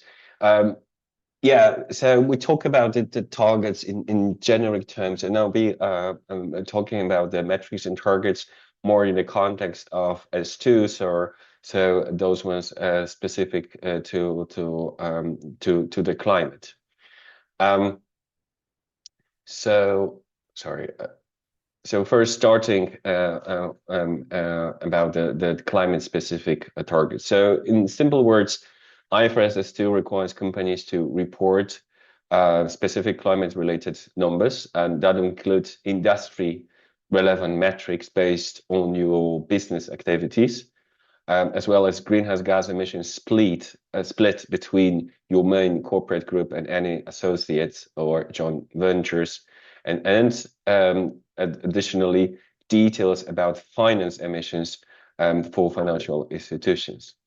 There is a special, S2 sets out a special measurement framework which should help companies to calculate the Scope 3 emissions.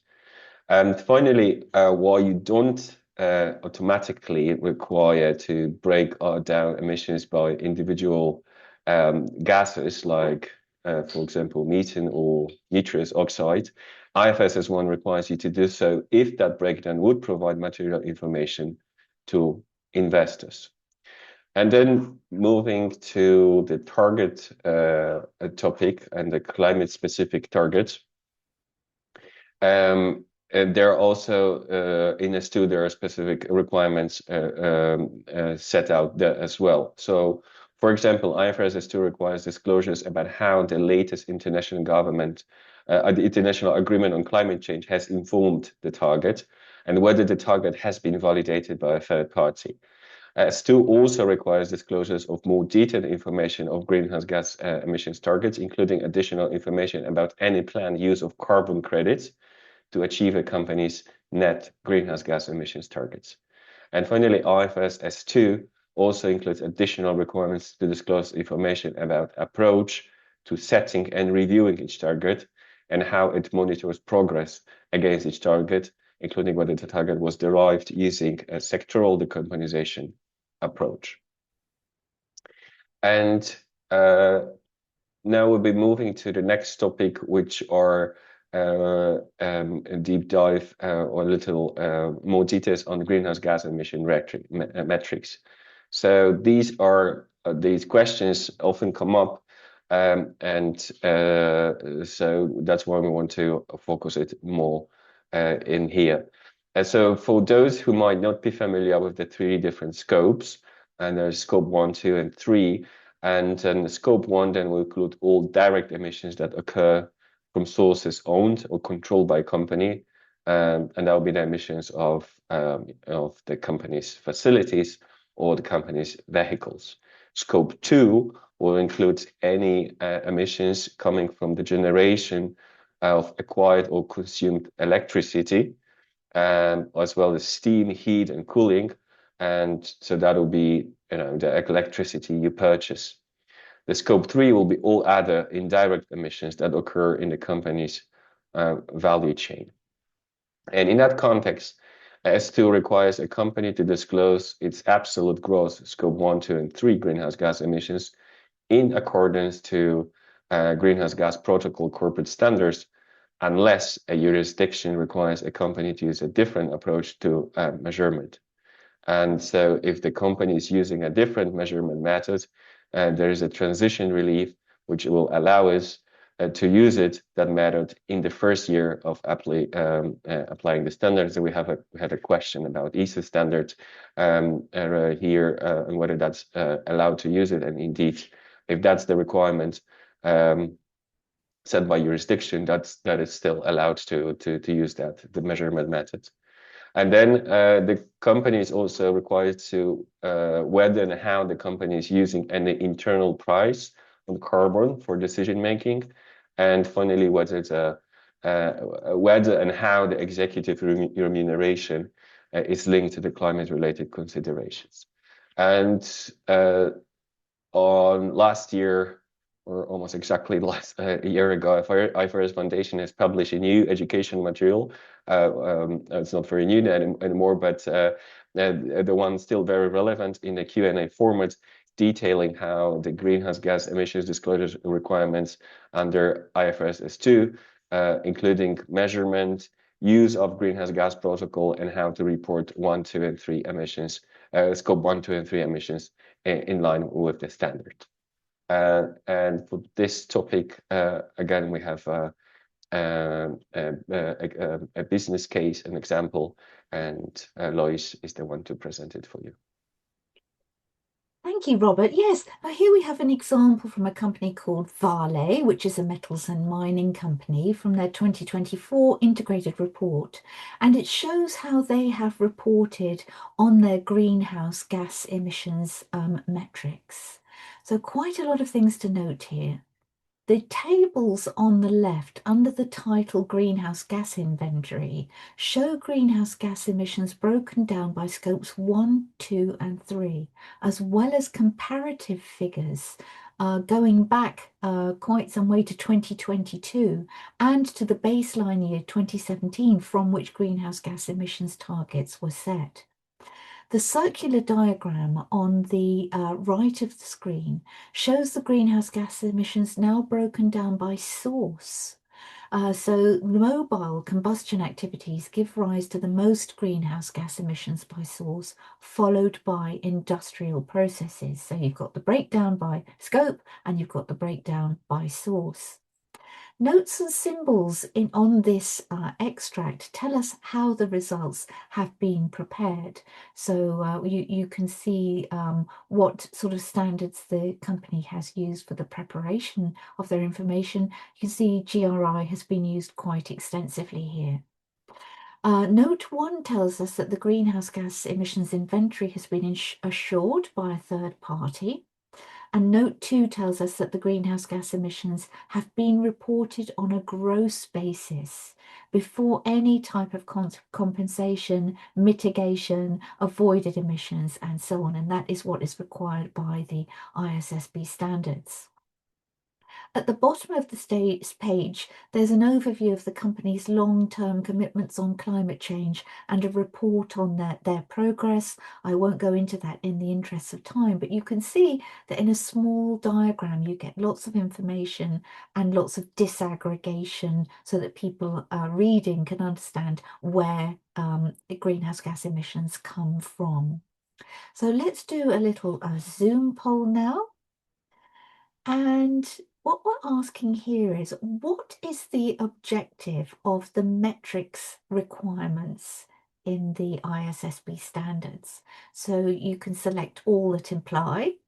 Is it to enable users to understand the company's performance in relation to sustainability-related opportunities, to understand progress towards any targets, or to understand the company's future assumptions for the future?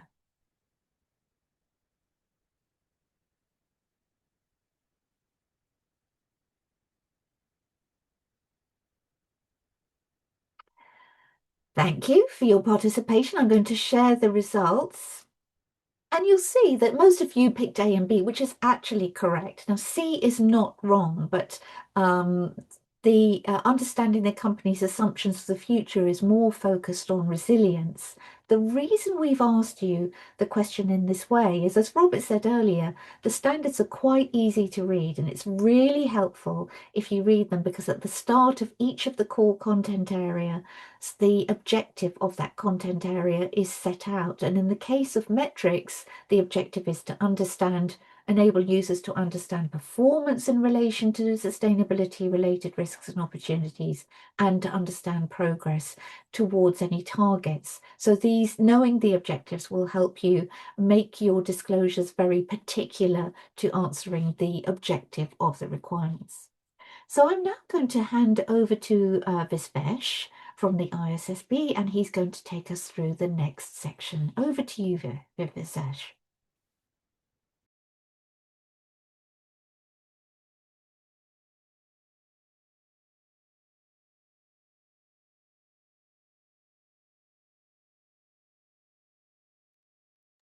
Hello, I'm not Visvesh. sure. I'm just checking he's here with us. Yeah. Oh, good.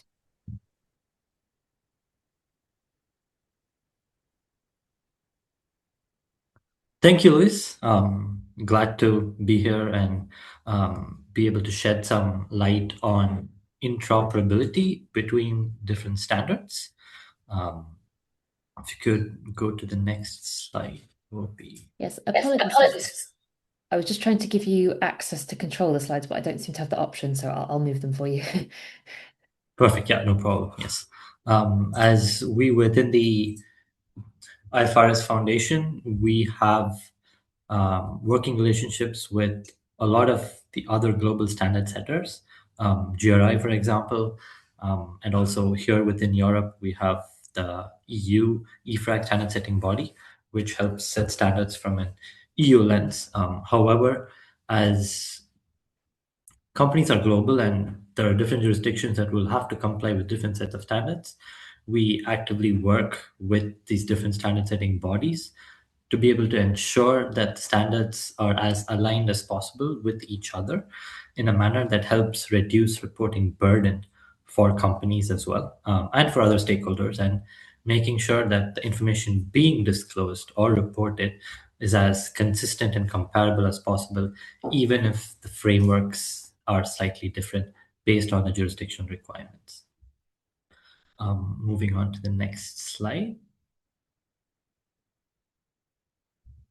Yes, so in terms of jurisdictional progress, says as of December 2025, but I can share the more recent update. As of yesterday, we have over 43 jurisdictions that are in different stages of adoption of the ISSP standards.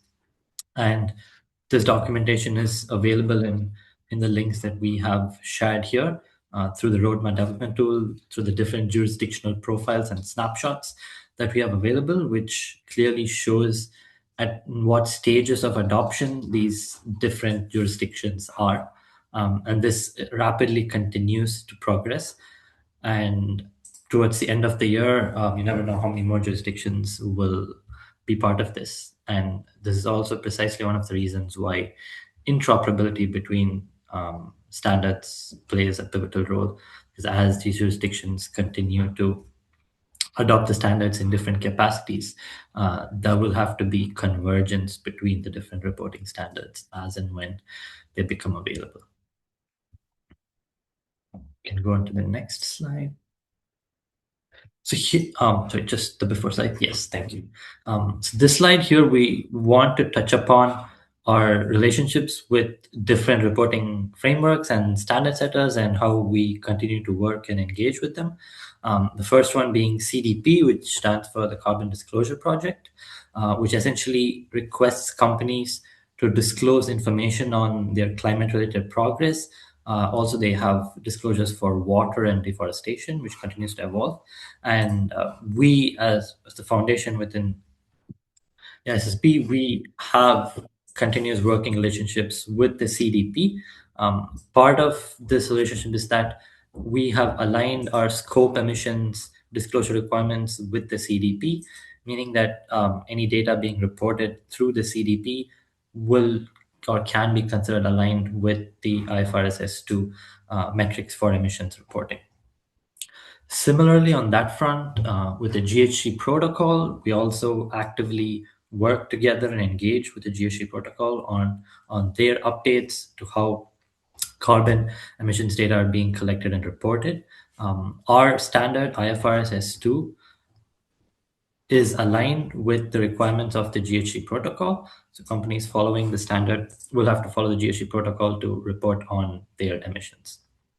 Recently, the GHG protocol is also being amended and updated, and we are actively working with the members of the technical team within the GHG protocol to help support and understand how we can work together and support further developments. The next big stakeholder that we continue to engage with is the GRI, so global pioneer when it comes to sustainability reporting. They've built reporting standards, and predominantly a large population of companies have been using the GRI standards over the years to disclose your sustainability information. And as this continues to evolve, we have MOUs signed as well with the GRI, where we aim to achieve a very high level of interoperability by jointly identifying disclosure requirements that are common and working towards ensuring that as much as possible, these disclosure requirements are interoperable between the standards. Part of this success involves our climate emissions reporting fully being aligned with the GRI emissions reporting topic standard. And that was achieved, I think, last year. And that is a big part of us ensuring that companies that continue to report using the GRI standards can achieve or get closer to alignment with the ISSB standards, especially with these different jurisdictions applying the ISSB standards in the coming years. The next two aspects where we have working relationships are the TPT and the TNFT, the Transition Plan Task Force, where the IFRS Foundation has assumed responsibility to ensure how transition plan disclosure requirements look like and could be developed going forward, but also support preparers in challenges that they may face while disclosing their transition plans. So we do have that connectivity and group where we actively engage with. The last one, but the most recent aspect being our working relationship with the TNFT, where we have also members of the technical staff working together with the TNFT to ensure better incorporation of nature-related risks and opportunities. The most recent development being our board has confirmed that there will be a practice statement on disclosing nature-related risks and opportunities. And the draft is being designed as we speak, which will better support S1 disclosure requirements with additional specificity on how companies can consider nature-related risks and opportunities.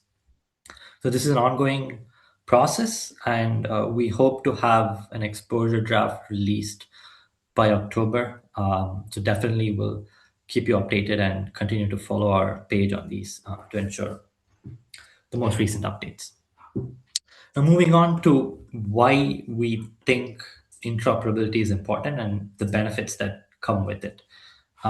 As more standards are becoming synchronized, we also need to make sure that we work with these existing standard setters, some of the key ones that I highlighted in previous slides, to ensure that the data being reported is not fragmented, but is consistent, comparable, and verifiable.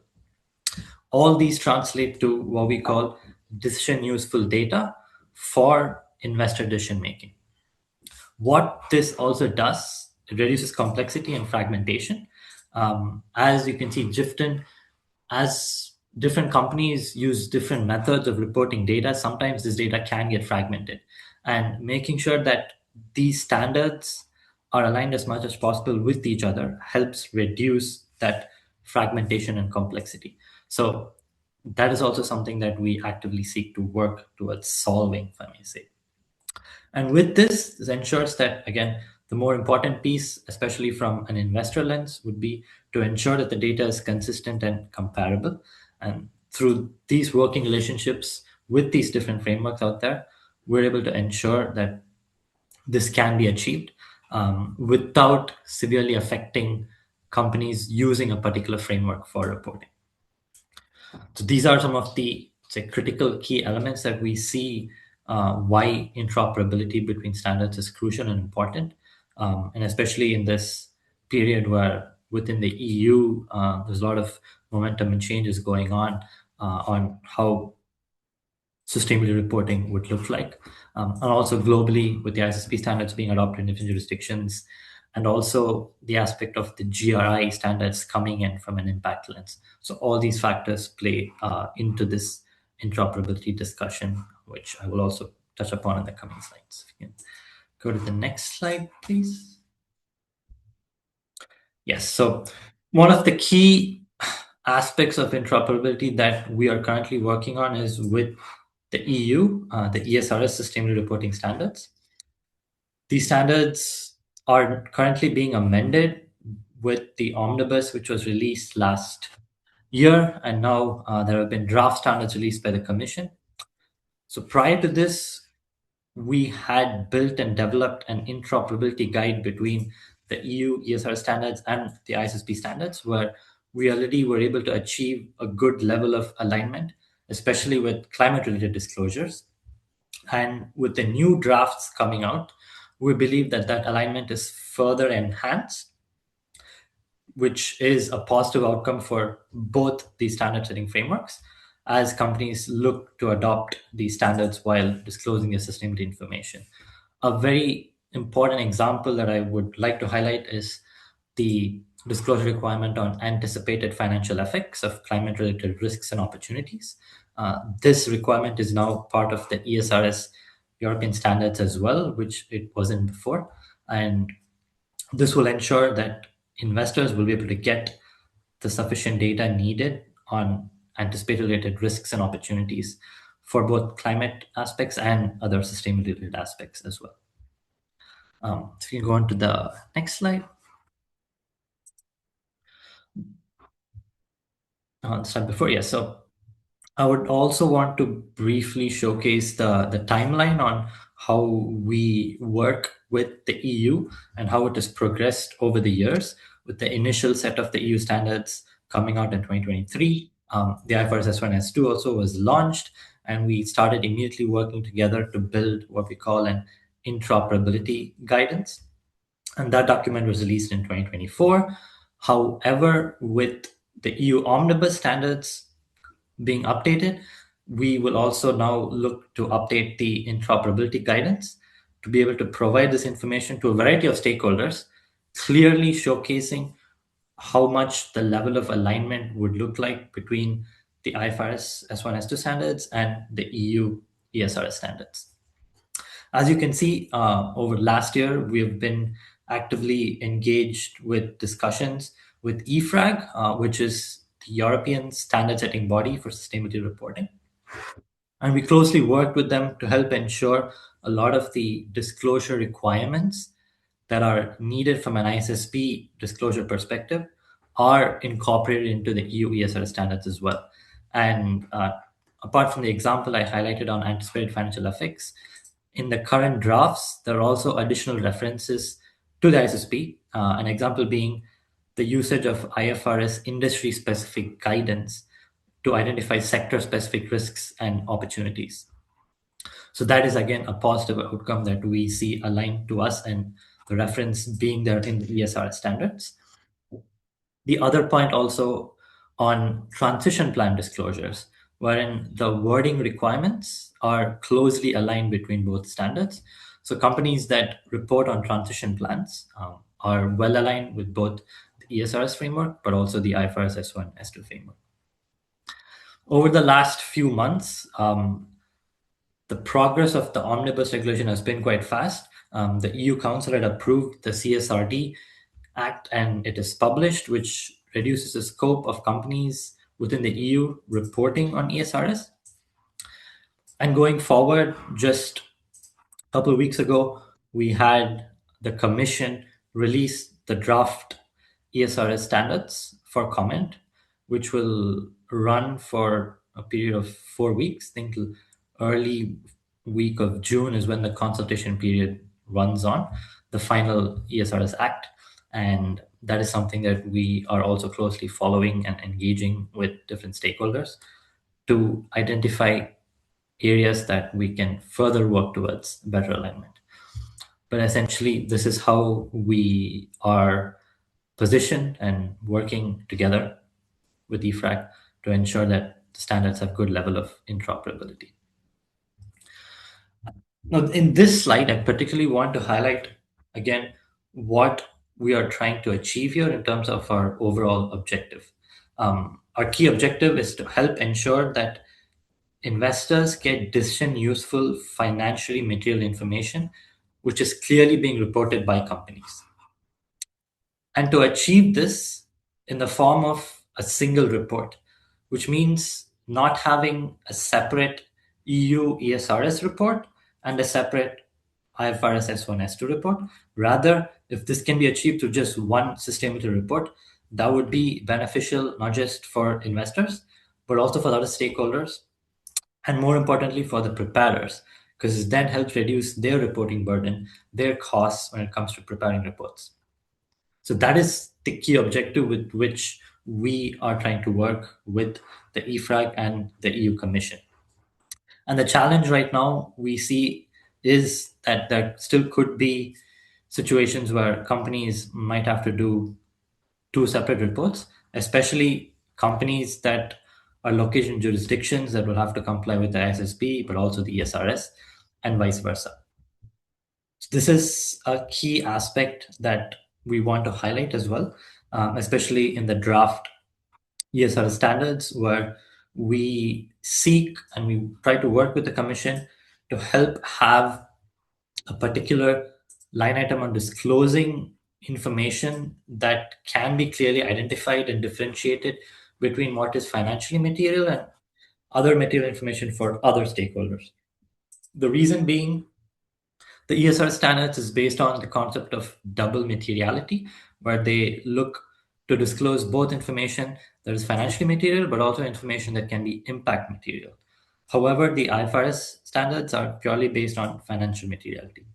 So if there could be disclosure requirements that clearly separates this information, so that investors can absorb the information that is needed for them to make their investment decisions, that would be a more efficient form of reporting.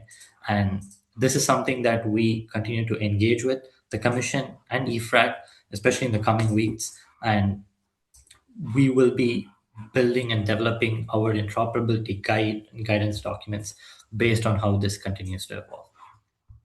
So this is predominantly the update I would like to share from the interoperability side of things. And it's a moving puzzle at the moment. A few months from now, things could look very different. But of course, we'll definitely keep you updated on how this continues to evolve. Brilliant. Thank you so much for that overview, Visvesh. That was really helpful to give us a bit of a walkthrough of that. I really appreciate you sharing kind of the IFRS perspective on how this conversation is evolving. And as you say, I encourage everyone to keep an eye on the updates on this topic, since it's continuing to move along. And if you do have any questions for Visvesh, please do put those into the Q&A and we'll come to those. But that's great. Thanks so much for that. So just to mention, in the interests of time today, because EGX, I think we're particularly keen for us to spend a little bit of time talking about the European standards today. We haven't gone into detail on interoperability between IFRS and other standards such as GRI, but of course we know that many of you are using those standards, as we heard about. So just to note, there's a few extra slides you'll find in the slide presentation here, which can explore a little bit further some of the resources to support you on the GRI and integrated reporting as well. So be sure to check those out in the slide handout. But from my side, we'll just step back and wrap up on our module now. So in this module, of course, which was a large chunk of the training, so we're well more than halfway through the content now, you'll be pleased to hear. We started by reviewing each of those 4 core content areas of the ISSB standards, so governance, strategy, risk management, and metrics and targets. And I think also really showed that although these are 4 separate disclosure categories of information, of course, in practice, they're all interconnected. And that's an important element to consider in your disclosures, is how to connect information across those aspects. And then, of course, in the second segment here, we looked at how your disclosure requirements may need to go beyond the requirements of S1 and S2 to meet different stakeholder needs or to meet regulatory requirements in your jurisdiction if multiple standards are in place. And one important thing I think to keep in mind here is that the ISSB standards have been designed to act as a baseline. And so that building blocks approach will then allow report preparers to add additional disclosures on top. But of course, what you need to aim to do when you're looking at that is to be careful not to obscure the requirements of S1 and S2 as well. Okay, so we'll spend a few minutes now in our exercise just to wrap up this module and reflect together again in Menti. So our question here, and I'll just post the Menti link again, is to think about, okay, so we've heard now around the content requirements of what you need to disclose and maybe what you need to also consider to meet different requirements. And probably this has brought to mind for you already some potential gaps that you might see for your organization. Those could be gaps in maybe particular disclosure content areas that you need to start reporting on, maybe new topics, for example, new types of information, but they could also be internal gaps as well, maybe gaps in your internal skill sets, your processes that need to be adapted to support you here. So what we'd like to do is take a moment to reflect on what's front of mind for you. Of course, what we'd recommend that you do is go away and conduct a more thorough gap analysis after the training session, and you can use the resources of the homework exercise to help you with that.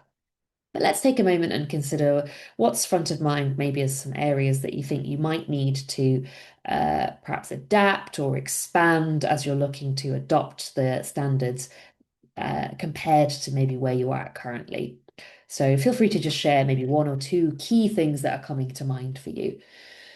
So great. Thanks for those who've already responded. So I've seen someone mentioned understanding our processes end to end. Yeah, so that's a great place to start, is maybe just building that understanding of where your data is coming from, what your controls are, maybe how you're assessing risks, so that you can better see how that process works and maybe where it needs to be adapted or adjusted.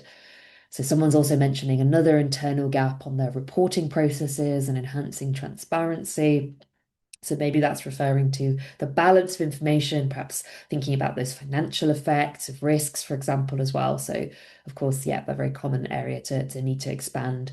Someone's mentioned maybe emissions and looking at maybe the emissions and the components that are going into their products. So getting into the detail of that emissions reporting. Yeah, of course, as we're looking at a broader value chain scope for our reporting as well, that often means we need to start to collect data from our suppliers, perhaps to support us with that too. So we're seeing information on governance. Maybe someone's mentioned the challenges of perhaps improving data or data availability. I've seen that a couple of times here. Indeed. So, I think we've talked here about going into more depth on quantitative information connected to our risks and opportunities. So I think that understanding of what our risks and opportunities are and what information we consider likely to be material to disclose can be an important framework to use to help us identify and prioritize which data gaps we should seek to address first. So keeping that in mind as we plan our approach. So what else do I see here? Lots of answers, thank you. So a materiality assessment is coming up a few times. So yes, indeed, that understanding of materiality here is really core. I think we've shared it in the chat already, but there's a helpful educational material from the IFRS team about material information in the context of sustainability risks and opportunities, which we'd recommend that you consider there as well. Few different responses here, but thanks everyone for taking the time to share. I see a few mentions of the climate aspects as well, maybe relating to assessing climate risks, using scenarios. That is as well an element we know that is newer for many organizations. There's a few tools that we have linked to in the chat, and which I think you should be able to find in our handout, which can help with getting started here. But I think the thing to keep in mind in the context of scenario analysis is that it's, a process that's likely to evolve over a number of years. So, you can conduct an initial assessment, maybe to get an understanding of what data you already have, which issues are likely to be the most significant ones to assess in further detail. And then you can start to perhaps build out your methods to assess those particular issues in more depth. So, great. Thanks everyone for sharing. I think, the ethos we'd like to have here is really to keep thinking about how to prioritize these things. So it's very understandable, of course, for many organizations to have some gaps here. And of course, there are various transition reliefs and proportionality mechanisms that we'll talk about later, which can help here with, phasing your approach to this. But I think what's important to keep in mind is that getting an understanding of what these gaps are and trying to build that disclosure plan that can help you to manage the gaps and be transparent with your stakeholders about them is a great place to start. So we're going to talk a little bit more about that as we finish off the session. Okay, great. So that brings us now to our third module. I'll share the slides again and hand over to Lois, who's going to get us started on this one.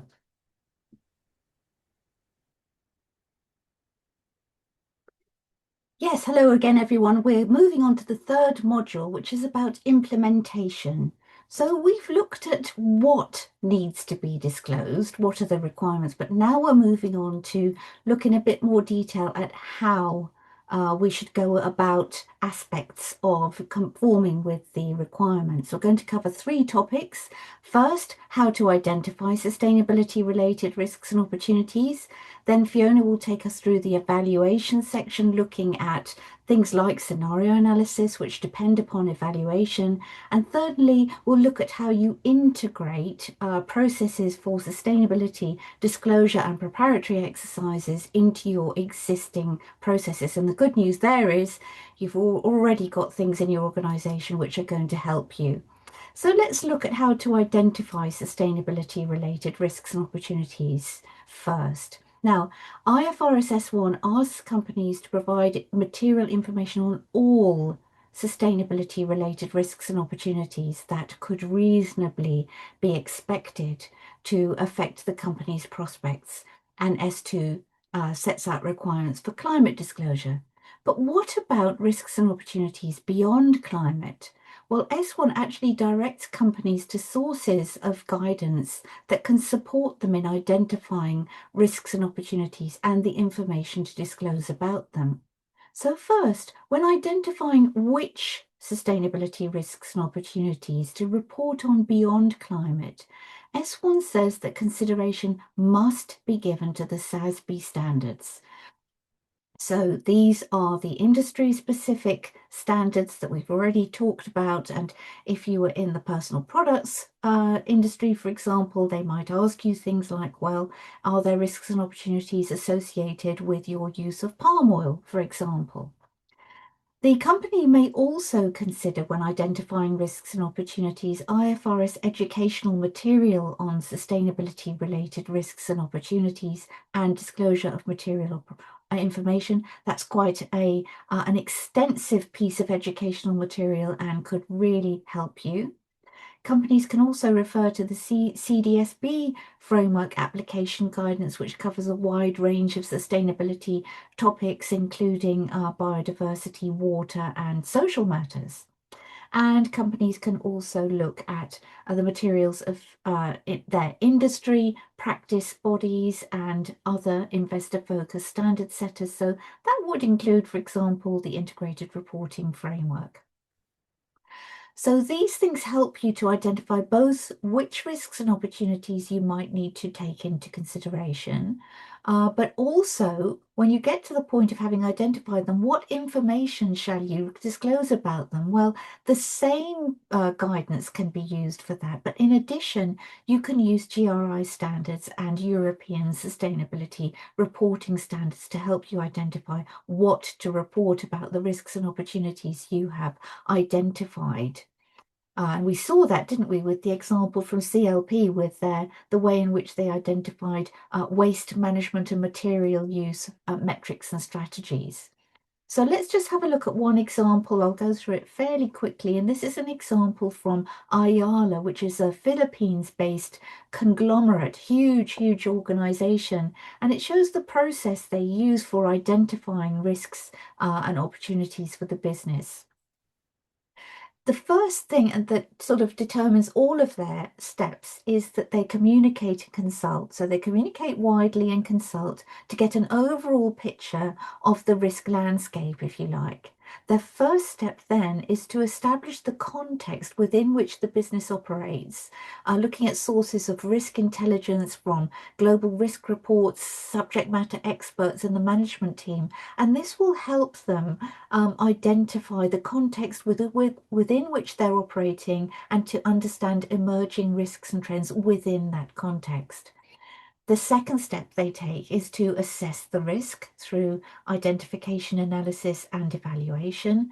They go on to decide how they will treat the risk, and finally what their monitoring and review system is. And you can see that in each of these steps, they have different process owners. They know what the output is going to be. So that's an example from IALA, which can be used in association with the sources of guidance to which I just referred. We're going to miss out this example in the interests of time and move on to look at something we've already mentioned briefly, proportionality mechanisms. The ISSB recognises that it can be difficult to identify risks and opportunities. It's a challenging exercise, albeit very valuable. But to make sure that the effort in identifying those risks is proportionate to the benefit, ISSB standards say that in applying specific requirements, including the identification of risks and opportunities, companies are only required to use all reasonable and supportable information available to it at the reporting date without undue cost and effort. So what do we mean by all reasonable and supportable information when assessing and disclosing risks and opportunities? Well, first of all, it's information that is specific to the company. So it should be known to the company, and in the IALA example, may have come from their consultation exercises with their internal staff. Secondly, it takes account of the external environment. And again, we saw this as one of the steps in IALA's process. They look at the context within which they operate to get information about risks and opportunities. Thirdly, reasonable and supportable information includes information about past events and current conditions. The company will already know those, but also forecasts.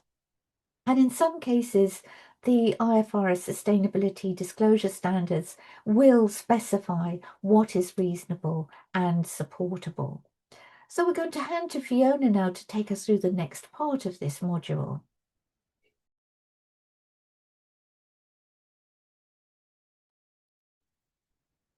Thanks, Lois, for that. Okay, great. So then moving into the next segment of our module here, we're looking at, apologies, the evaluate side. So we're thinking here about some of the particular processes that you might need to use to evaluate the financial effects of risks and opportunities, which we know can be one of the more daunting aspects here.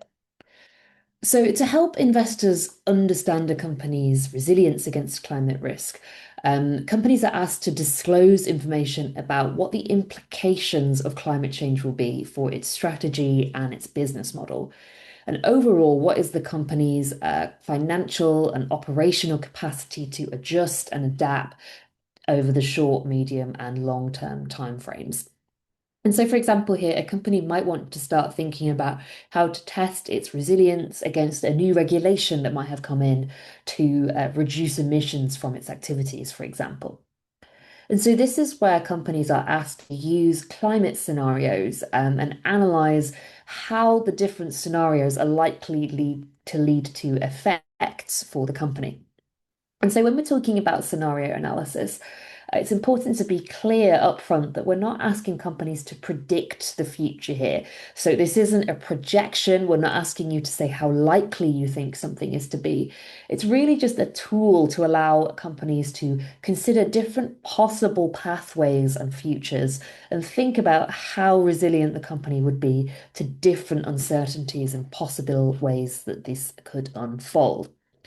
So within S2, companies are not prescribed in terms of which scenarios that they should use, but overall it's asked that they use relevant scenarios and that they disclose information about which scenarios that they've chosen, why they've selected them, and what the assumptions are that they've used to assess their resilience.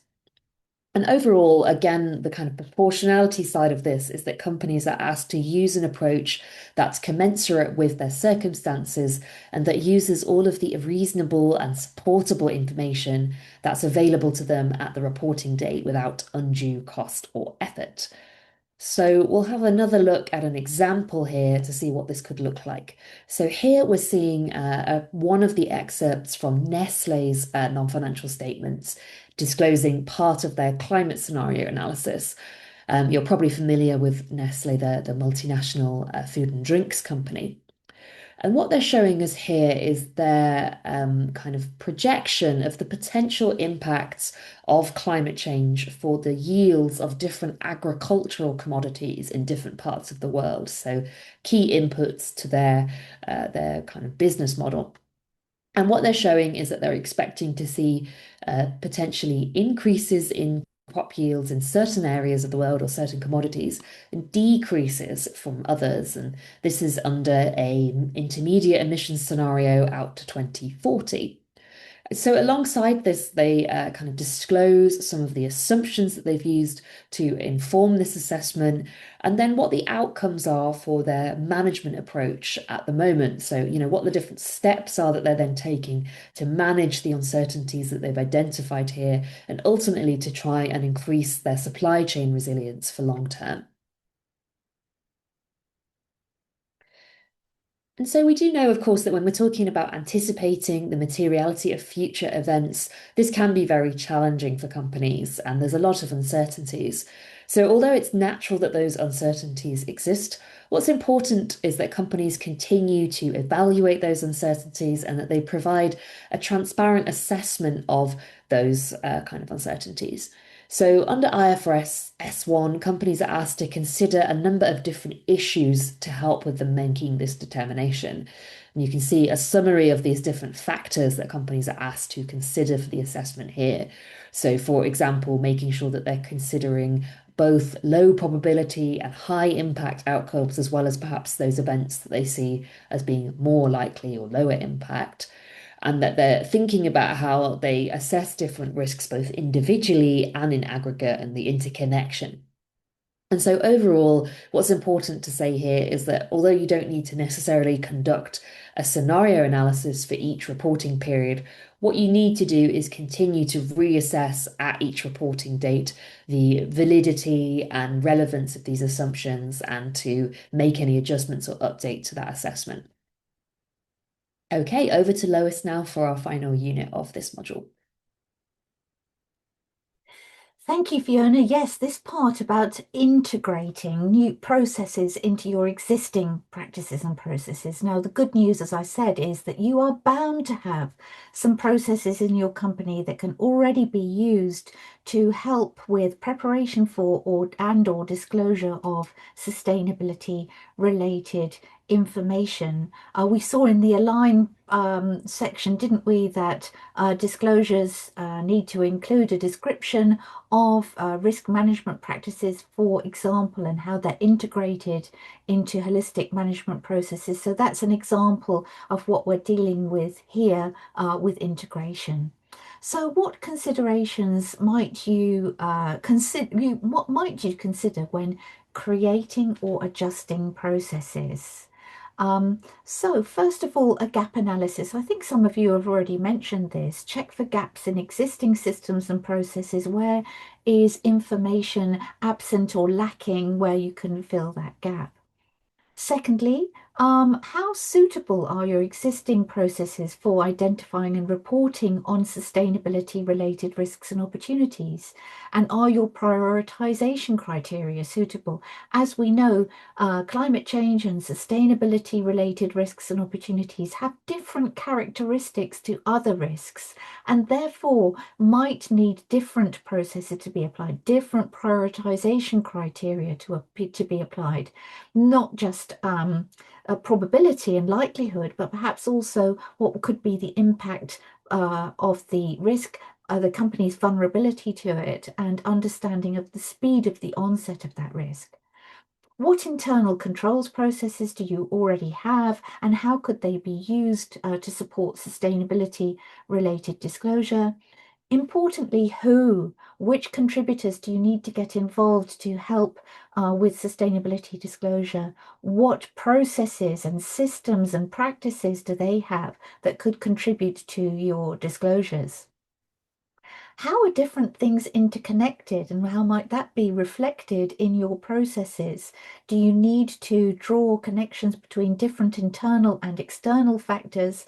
Just like we saw with one of the examples earlier, do you need to link the context to what is happening internally in terms of risk understanding? Then how to deal with uncertainties. Someone asked about this in the Q&A.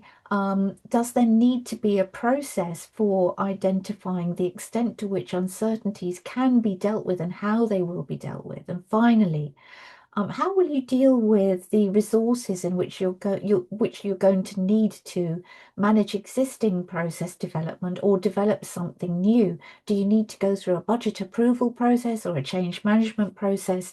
All of these are considerations when you should make when you're deciding whether you need something new or you can adjust something that you already have. Now, we mentioned to you earlier, didn't we, that your suggested homework is to develop a disclosure plan, which can be a standalone strategy or part of a wider strategy where you can make a note of all of your conclusions on all of the things that I just described.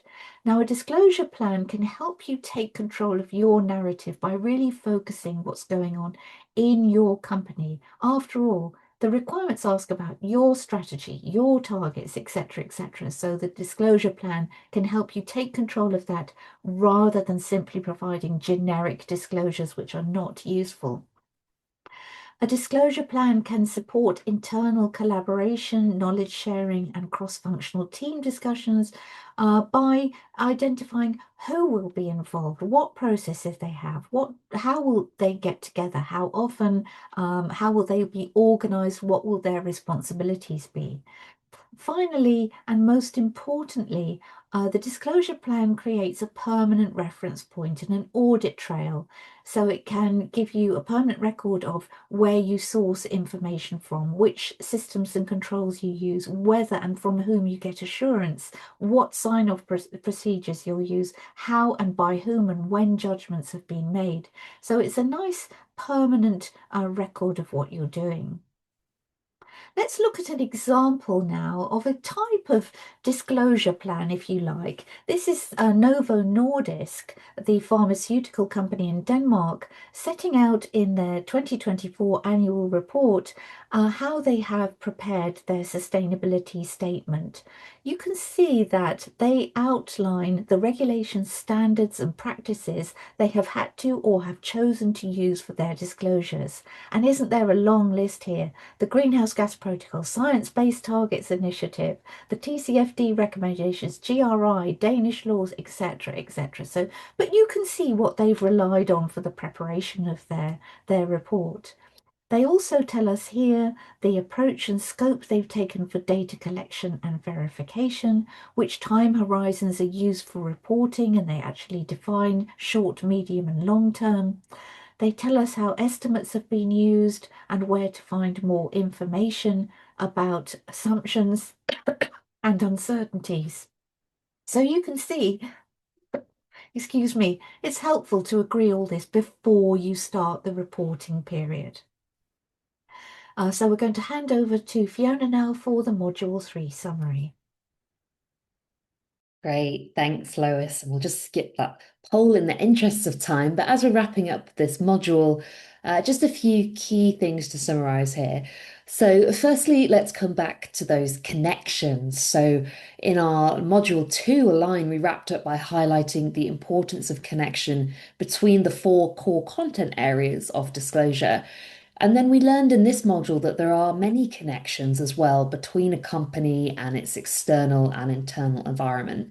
And those connections are something we really need to focus on when we're identifying and evaluating and integrating these risks and opportunities. And the second thing we talked about here was relating to evaluating the risk and opportunities, and that a key component of that evaluation is consistency and transparency in our assumptions. So as we talked about, scenario analysis can be a very helpful tool, but actually if we're conducting a scenario assessment, it's really important that we keep track of those assumptions, and maybe we can use some of those pre-packaged scenarios that are already available to help us get started with this. For example, those of the IEA or the IPCC. And there's also a number of tools that are built upon these scenarios from the Mission Possible partnership, from Climate Interactive, that I'd encourage you to check out as well if you'd like to know more about this.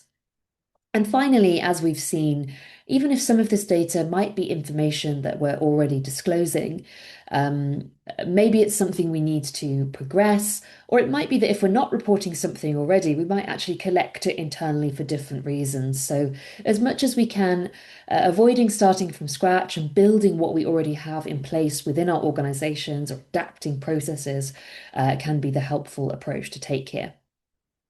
And so, to think about that point a little bit, we're now coming to the exercise to wrap up this third module, which is to reflect on really what the existing systems and processes you might have for data collection that you could adapt to support you on this topic.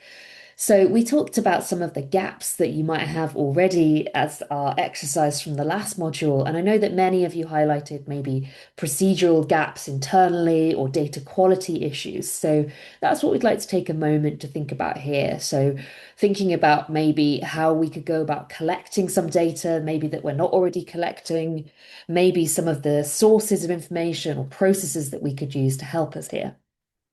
So let's go back to Menti to have a think about that. So I'll share the screen again, and Lois, if you would please be okay to reshare the link again with everyone, just in case anyone needs that. Again, that would be great. But let me have a look at the responses that we're already getting through. So thanks everyone who has already inputted to us here. So sorry, that's the last question. Let me move along to the next question. There we go. Sorry, this question now is asking you, what are those existing processes for data collection that you could adapt to enable you to collect sustainability related data?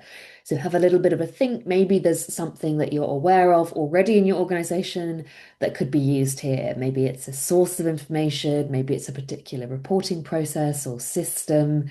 If you're not the one who's necessarily doing this, maybe you can think about what you might be able to ask colleagues in other departments about as well. Because I think that's another key thing here is that we know that a lot of this information is likely to be located in different parts of the business with different functions. So connecting up with those colleagues and getting a better picture of this is a key thing. Okay, someone's mentioned the HSE report. Yeah, absolutely. If you're doing existing reporting, maybe it's internal reporting for safety, reporting purposes, maybe it's a public disclosure, something you have to do for your regulators, perhaps that's likely to have very helpful information. Someone suggested also that they could create a specific sustainability data team, so sustainability champions who'll be providing data on a consistent basis.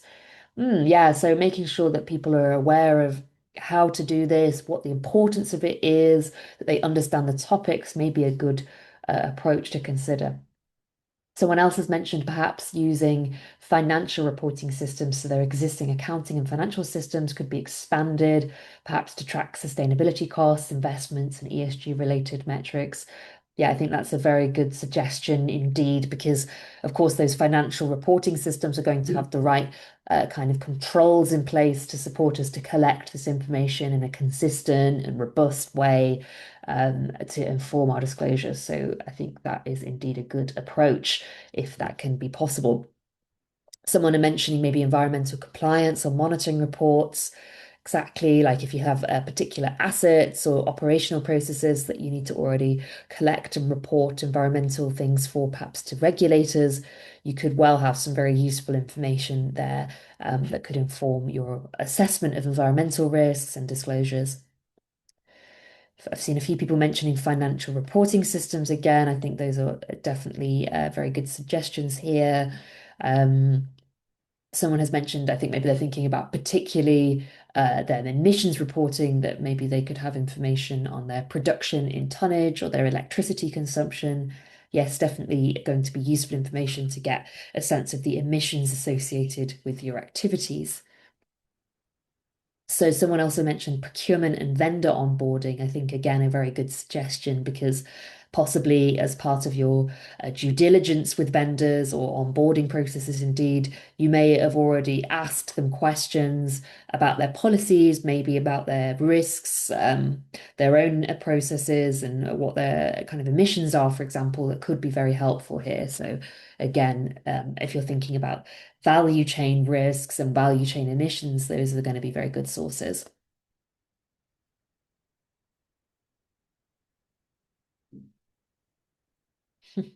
So let's see. So adapting existing processes.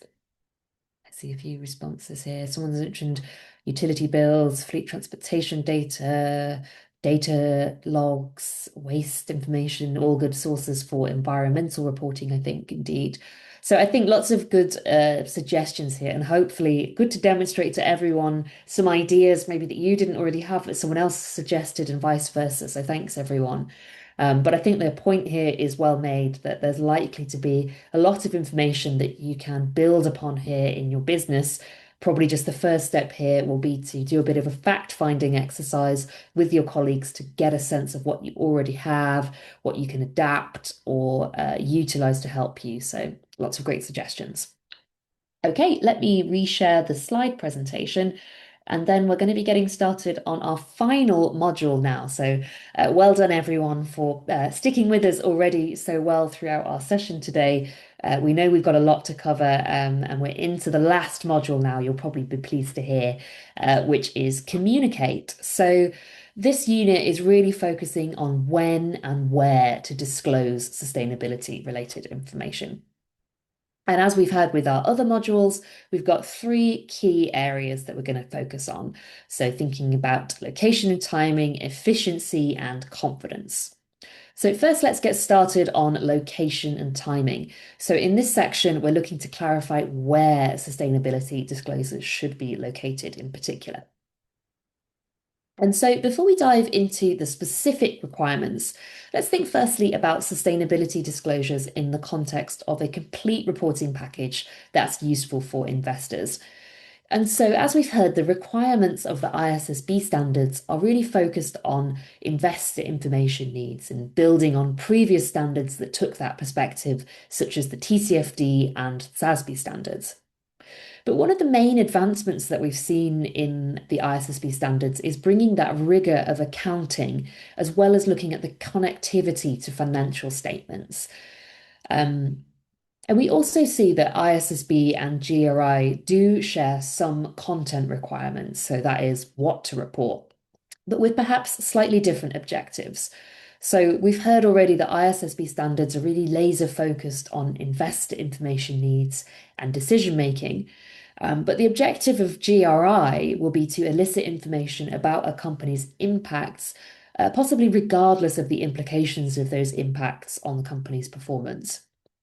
So as a result, we do say that the ISSB and GRI standards take different but perhaps complementary approaches to materiality. So the GRI approach is commonly understood among sustainability practitioners, whereas the IFRS approach may be more familiar to those with an accounting or financial background. So in short, many of the impacts that would be traditionally identified as material in the GRI standards may also give rise to sustainability-related risks and opportunities that could affect the company's prospects. And so therefore, investors will need information about those. And it's important to remember that interconnectivity here between those two perspectives. So what is material information? We've talked about that a few times and we've touched upon this definition already, but let's make sure we're really clear here. So as we talked about earlier, information is material when it influences the decisions of primary users of general purpose reports and ultimately informs the decisions that those users of the report might make about providing resources to the company, about buying, selling, or holding equity or debt instruments, about granting loans and other forms of credit, or about voting on or influencing how the management of the company uses its economic resources.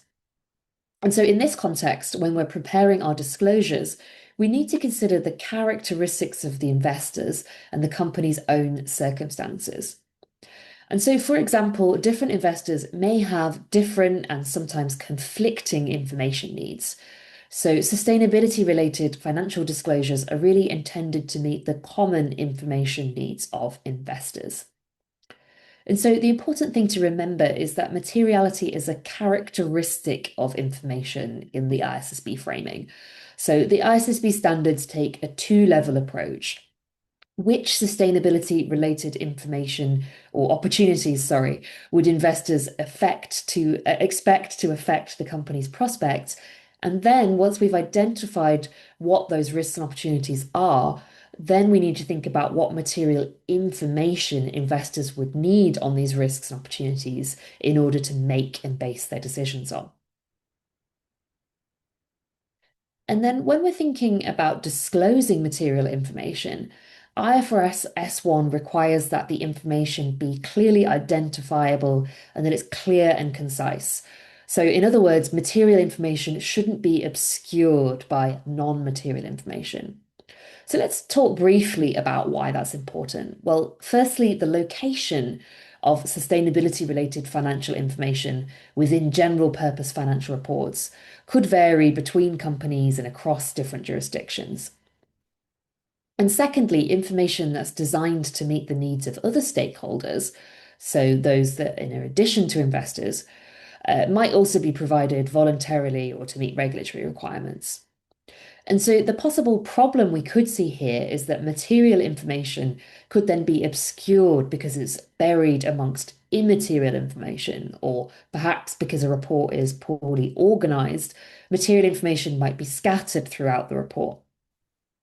And so a company here is asked that it doesn't assert compliance with the ISSB standards if a report is overloaded with irrelevant data, or if it blends information for different audiences without clearly identifying what's material information for investors. For example, this could happen if other standards and framework are being mixed in, especially if they are multi-stakeholder focused.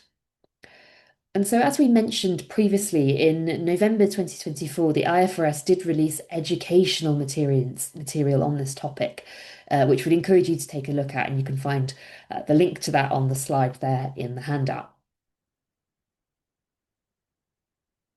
Okay, so let's have a quick poll question here. So let me just launch that question for you now. So our poll question now is asking you to think about whether information should be disclosed in an annual report if you're applying the IFSSB standards. So in which cases should information be disclosed? And that's getting back as a clue to that definition of material information as we just talked about. So you can select more than one option here if you think more than one of these is correct. But I'll give you a few more seconds to have a think. I think we see a bit of a picture emerging in your responses, but I'll let those of you who've not had the chance to respond yet have a moment more to think about this.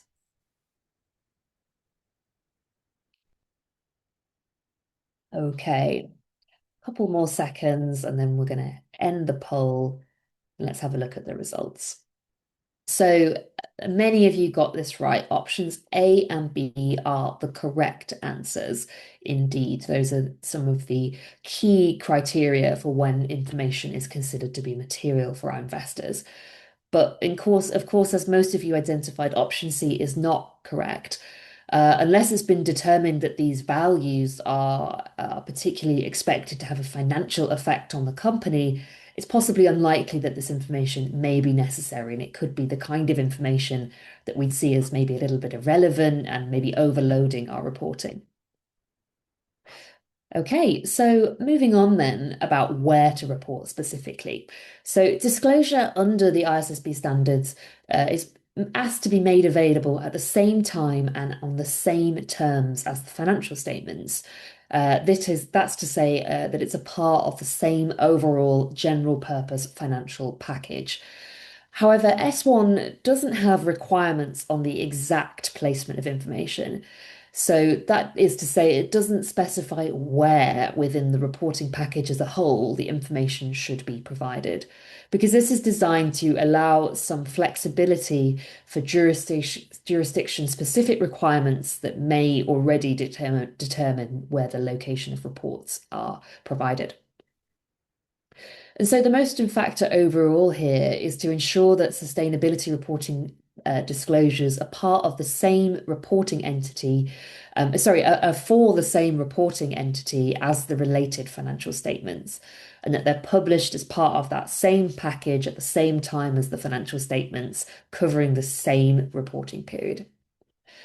And we do, however, see that many companies are continuing to put sustainability information in standalone reports. The ISSB standards do require sustainability related disclosures to be included within general purpose financial reports. So this suggests that there is still a little bit of a gap here between the practices that companies are taking and what the standards are looking for here. And I think, Lois, if you're happy, we can come in back to you here with a bit of an example on this. Yes, thanks, Fiona. Rather than sharing one example about where companies report, we're providing an extract here from the World Business Council for Sustainability Development for Sustainability's 2025 Reporting Matters. And this is their annual review of corporate reporting from a selection of global companies. So at the top three lines, these show standalone reporting in the 3 years, 23, 24, and 25. And you can see that in 2025, sustainability standalone reports remain the predominant approach, with 54% of reports being standalone in this that 2025 sample. However, that has gone down from 2023 when it was 62%. So the shift to there being fewer standalone reports probably reflects the combination now of financial and non-financial reporting within the same document in line with mandatory requirements. So below, you'll see that there are some regional differences. So, for example, sustainability standalone reports still do predominate in the Americas, representing 81% of reports. In APAC, there's a mix of sustainability and self-declared integrated reports at 58% and 35%, respectively.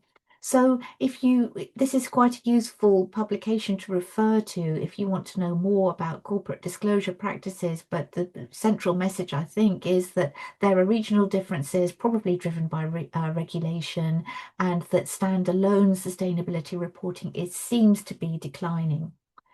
So I think I hand back to you now, Fiona. Is it for digital reporting? That's right. Yes, thanks, Lois. Fantastic. Great. So thanks for talking us through that. And just a reminder as well for all of these resources that we're recommending. I see Yasmin has asked the question in the chat. You can find all of these links that we've shared as hyperlinks in the slide presentation. We've shared the link a number of times in the chat to the page where you can download the slides, the homework, and the recording of the session will be added to the same page later. So that's the page you'll see linked in the chat, EGX ISSB 2026.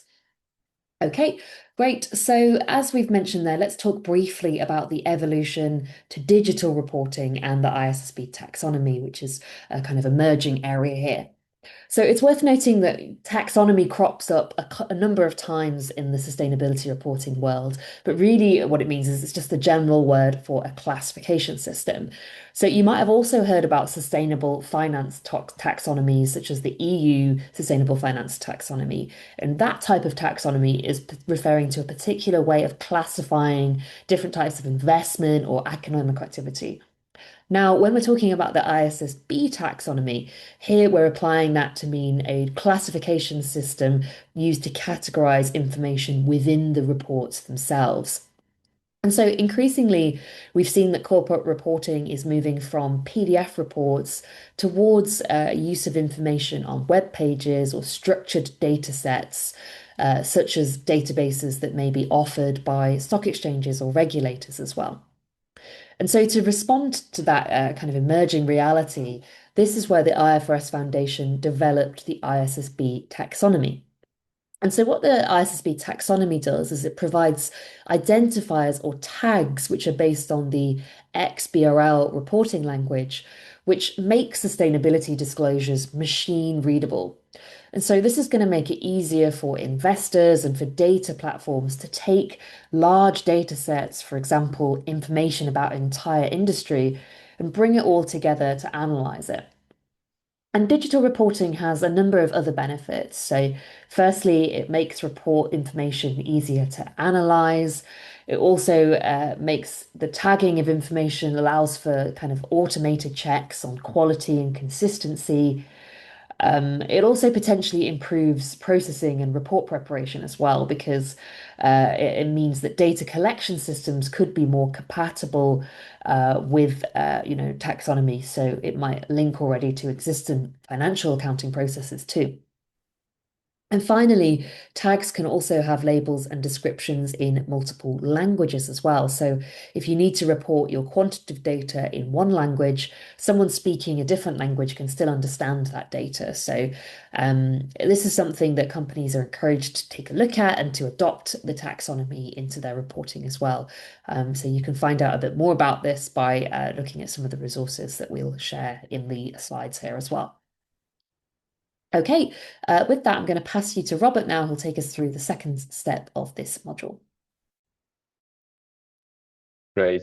Perfect. Thank you very much, Fiona, for covering this part, this IFRS related parts. So very much appreciate. Yeah, we'll be moving to the next section of this module. We're still in the communication module, and I'll be talking a bit more about how to communicate efficiently and effectively. So, yeah, we added this to the training because there's a common comment we find from companies that there is a growing reporting burden, and we hope to highlight that there is, when done correctly, efficiencies can be made to reduce this burden. So let's now talk about effective communication. What does it mean, and what does it may entail? So it's important to understand that what effective information looks like and what is required. So often companies think that if they put all the information they have into a report, that everyone will be satisfied, and that's not correct. That will be actually against the core concept, and in particular the one I was talking about earlier about fair presentation. So S1 really requires information to be clear and concise. So the clearest form of disclosures can take a different form, and it will be depend on the nature of the information, but it can be presented in tables, graphs, diagrams, and then with the accompanying text. We don't think that the sustainability report has to be necessarily very lengthy. It doesn't have to have hundreds of pages.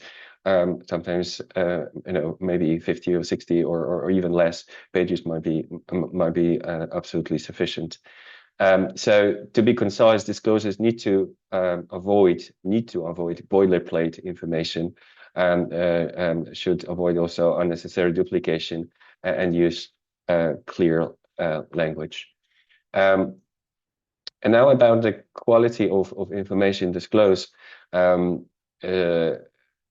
So traditionally the nature of the disclosures of sustainability information and financial information has been different, and accountants in the audience will be familiar with the rigor and the structure and the discipline required in data collection, oversight, and sign off, and external assurance, which is also if it's there for general purpose financial reports.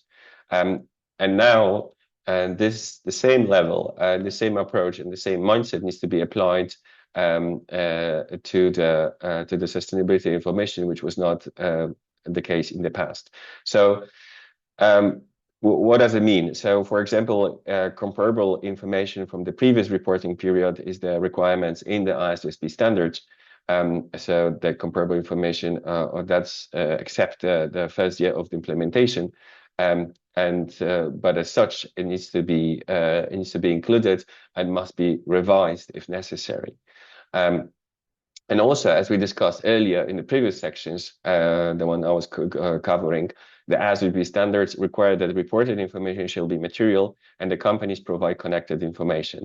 So that's again including highlighting connections between risks and opportunities, core content areas, connection between the four of them, and of course between the sustainability-related financial information and the financial statements themselves. And then importantly also, when aggregating information, items of information shall be aggregated if they have shared the same characteristics, and disaggregated if this is not the case. And importantly, again, a company shall not aggregate information if doing so would obscure material information. And moving to the next section on the next slide, in this section, we'll be talking about cross-referencing. So, as you probably already noticed, or if you are in the journey or starting to compile the disclosures, you may notice that there may appear to be some overlap in the topics covered and the information disclosed across different reports or section of the reports. And then to that topic, as one requires you to avoid an unnecessary duplication. So, for example, you have the same governance approach across all sustainability issues. You need only disclose it once. And the other example of information required by ASB standard, it is in another report that you publish, for example, in the related financial statements. Then you can include material information in your disclosures by cross-reference, provided that the other report is available at the same terms at the same time. So cross-referencing shall be applied consistently and transparently, and it shall not result in the information becoming obscured or more difficult to understand.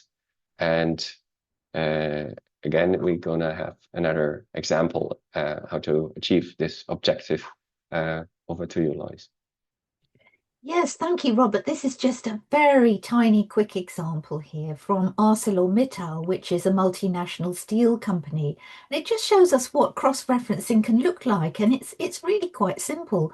Down the left-hand side of this extract, you'll see a number of terms with which you are now very familiar: governance, risks and opportunities, strategy, basis of presentation, the sorts of things we've been talking about today. And indeed, this refers to IFRS content elements and concepts we've been describing today. So what the company does in the right-hand column is simply tell us where we refer to find information about these content elements and concepts. So sometimes it's within the same report, in the sustainability report, as in the case of governance. You go to the governance and risk management section of the report.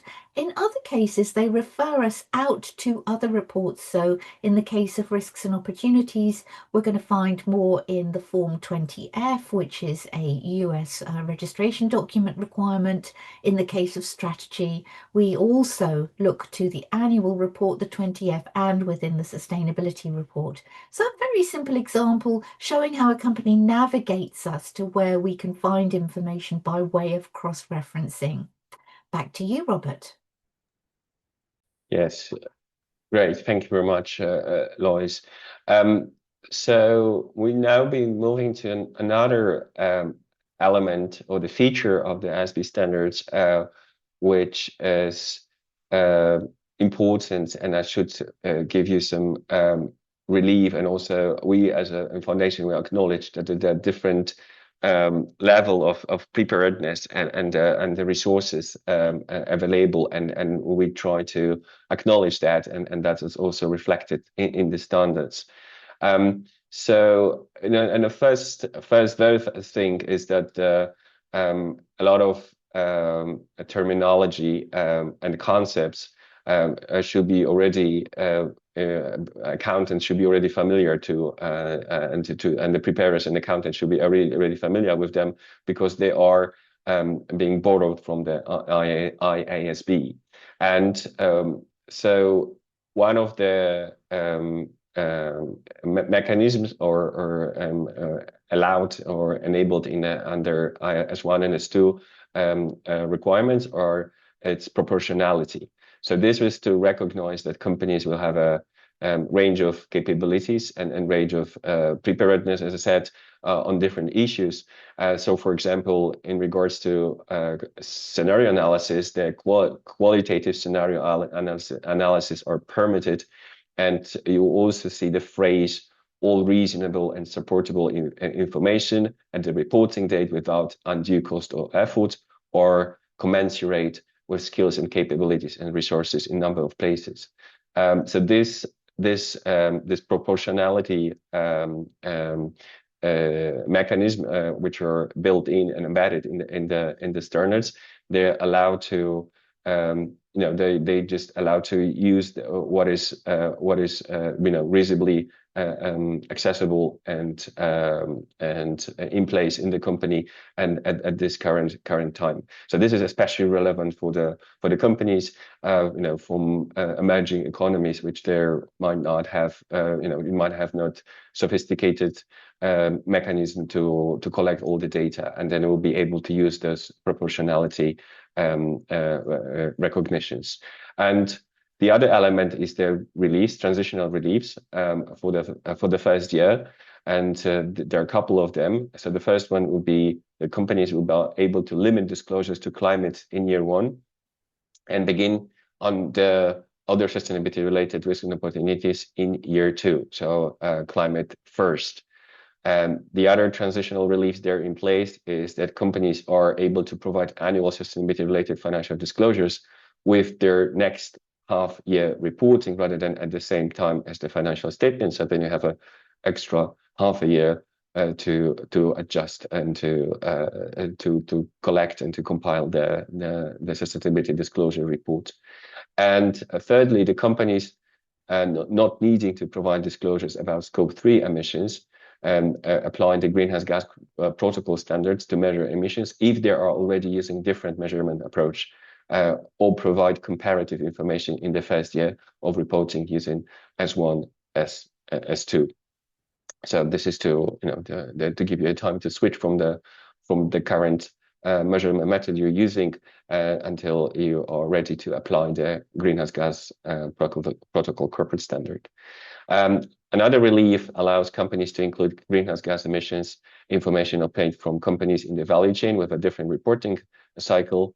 And we already mentioned a number of other sources of guidance and resources, including SASB standards, CDSB framework, among many others. So this relieves proportionality mechanism and sources of guidance are designed to enable companies to put in place reporting practices and structures to provide high quality decision useful information.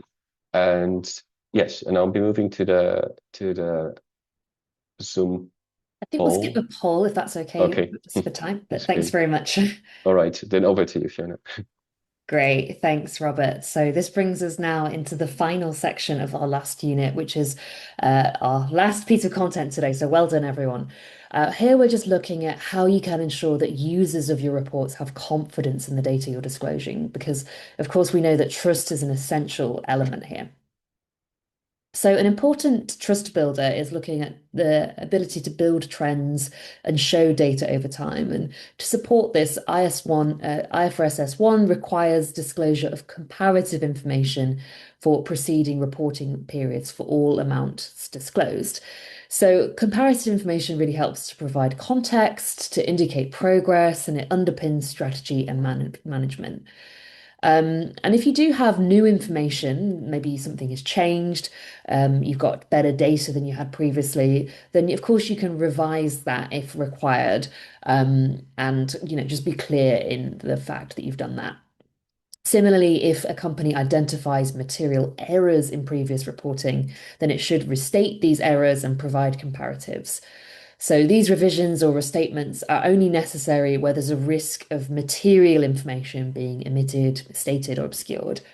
But this is just an important thing to keep in mind regards how to build trust and confidence. And finally, it's important to be clear about compliance with the standards. So a company that aligns with all of the requirements in the ISSB can make an explicit statement of compliance. And so there's a few exceptions to think in mind here as well, is companies shouldn't begin making these kinds of statements if perhaps they have not fully aligned with the standards. So if you're partially aligned, you shouldn't make this statement, but should instead provide transparency about where you are on your path to overall alignment. And there's also a couple of exceptions where there should be possible to omit or include information, but still make the statement of compliance. And this relates particularly to commercially sensitive information or where laws or regulations prohibit disclosures. So in these instances, if this is the case and information has been omitted for these reasons, it is still possible to make that statement of compliance. And here to wrap this up, just a few things that we think are important to remember when we're thinking about how to disclose effectively and build that confidence. So there's a couple of requirements here around how to follow the requirements of fair representation, which sit within the conceptual foundations of S1. And so these are really thinking about the fundamental characteristics of decision useful information. So that's making sure that information is relevant, material, faithfully represented, etc. And then this also gets into the enhancing characteristics of information. So whether it's comparable, verifiable, timely, and accurate. And so finally, we also need to think about whether you're providing information to investors that helps them to understand the connections between these issues and that it keeps in mind some of these fundamental principles around consistency, materiality, etc. So you can use this list here perhaps as a bit of a checklist to support you. Okay, so we're coming to the end. So just to very quickly wrap up on a few key points here. So really being clear around your audience and using that investor perspective to inform your approach will help you to get the right content for disclosure. With that in mind, keeping that materiality perspective in mind and ensuring that you're not obscuring material information with unnecessary immaterial disclosure is important. And then finally, keeping in mind those elements of how to engender report user confidence. So thinking about how to provide data in a consistent, comparable, and transparent way to build trust. Okay, so I think in the interest of time, we'll skip our final exercise, but this is just reflecting on a few of the navigation techniques that you may find most helpful. But the last question that we do want to revisit is just to go back to that question that we set out at the start regarding how you were feeling about the different areas that we set out to work on together today. So that's your current kind of comfort and understanding. So it'd be great if you could respond in the background perhaps to that Menti to let us know how you're feeling, and hopefully we'll see that you're feeling a bit more comfortable now than you were at the start of the session, but always useful for us to know that. I see one person has responded very positively so far, so that's great. Just a few key reminders from my side. So firstly, to mention that homework assignment we've touched on a number of times. You can download that from the event webpage we've shared with you at the bottom of the page. And this is an optional thing that you can take away to continue your learning journey. There's also a few IFRS resources to mention here. Just very quickly, Robert, I'll just pass back to you. I know our colleagues at EGX are probably would like to say a quick bye at the end of the session as well, but maybe if you can just quickly touch on a few of the key points here, Robert. Yeah, sure. Sorry, I'm switching off my camera because because some technical difficulties. Yes, please do refer to.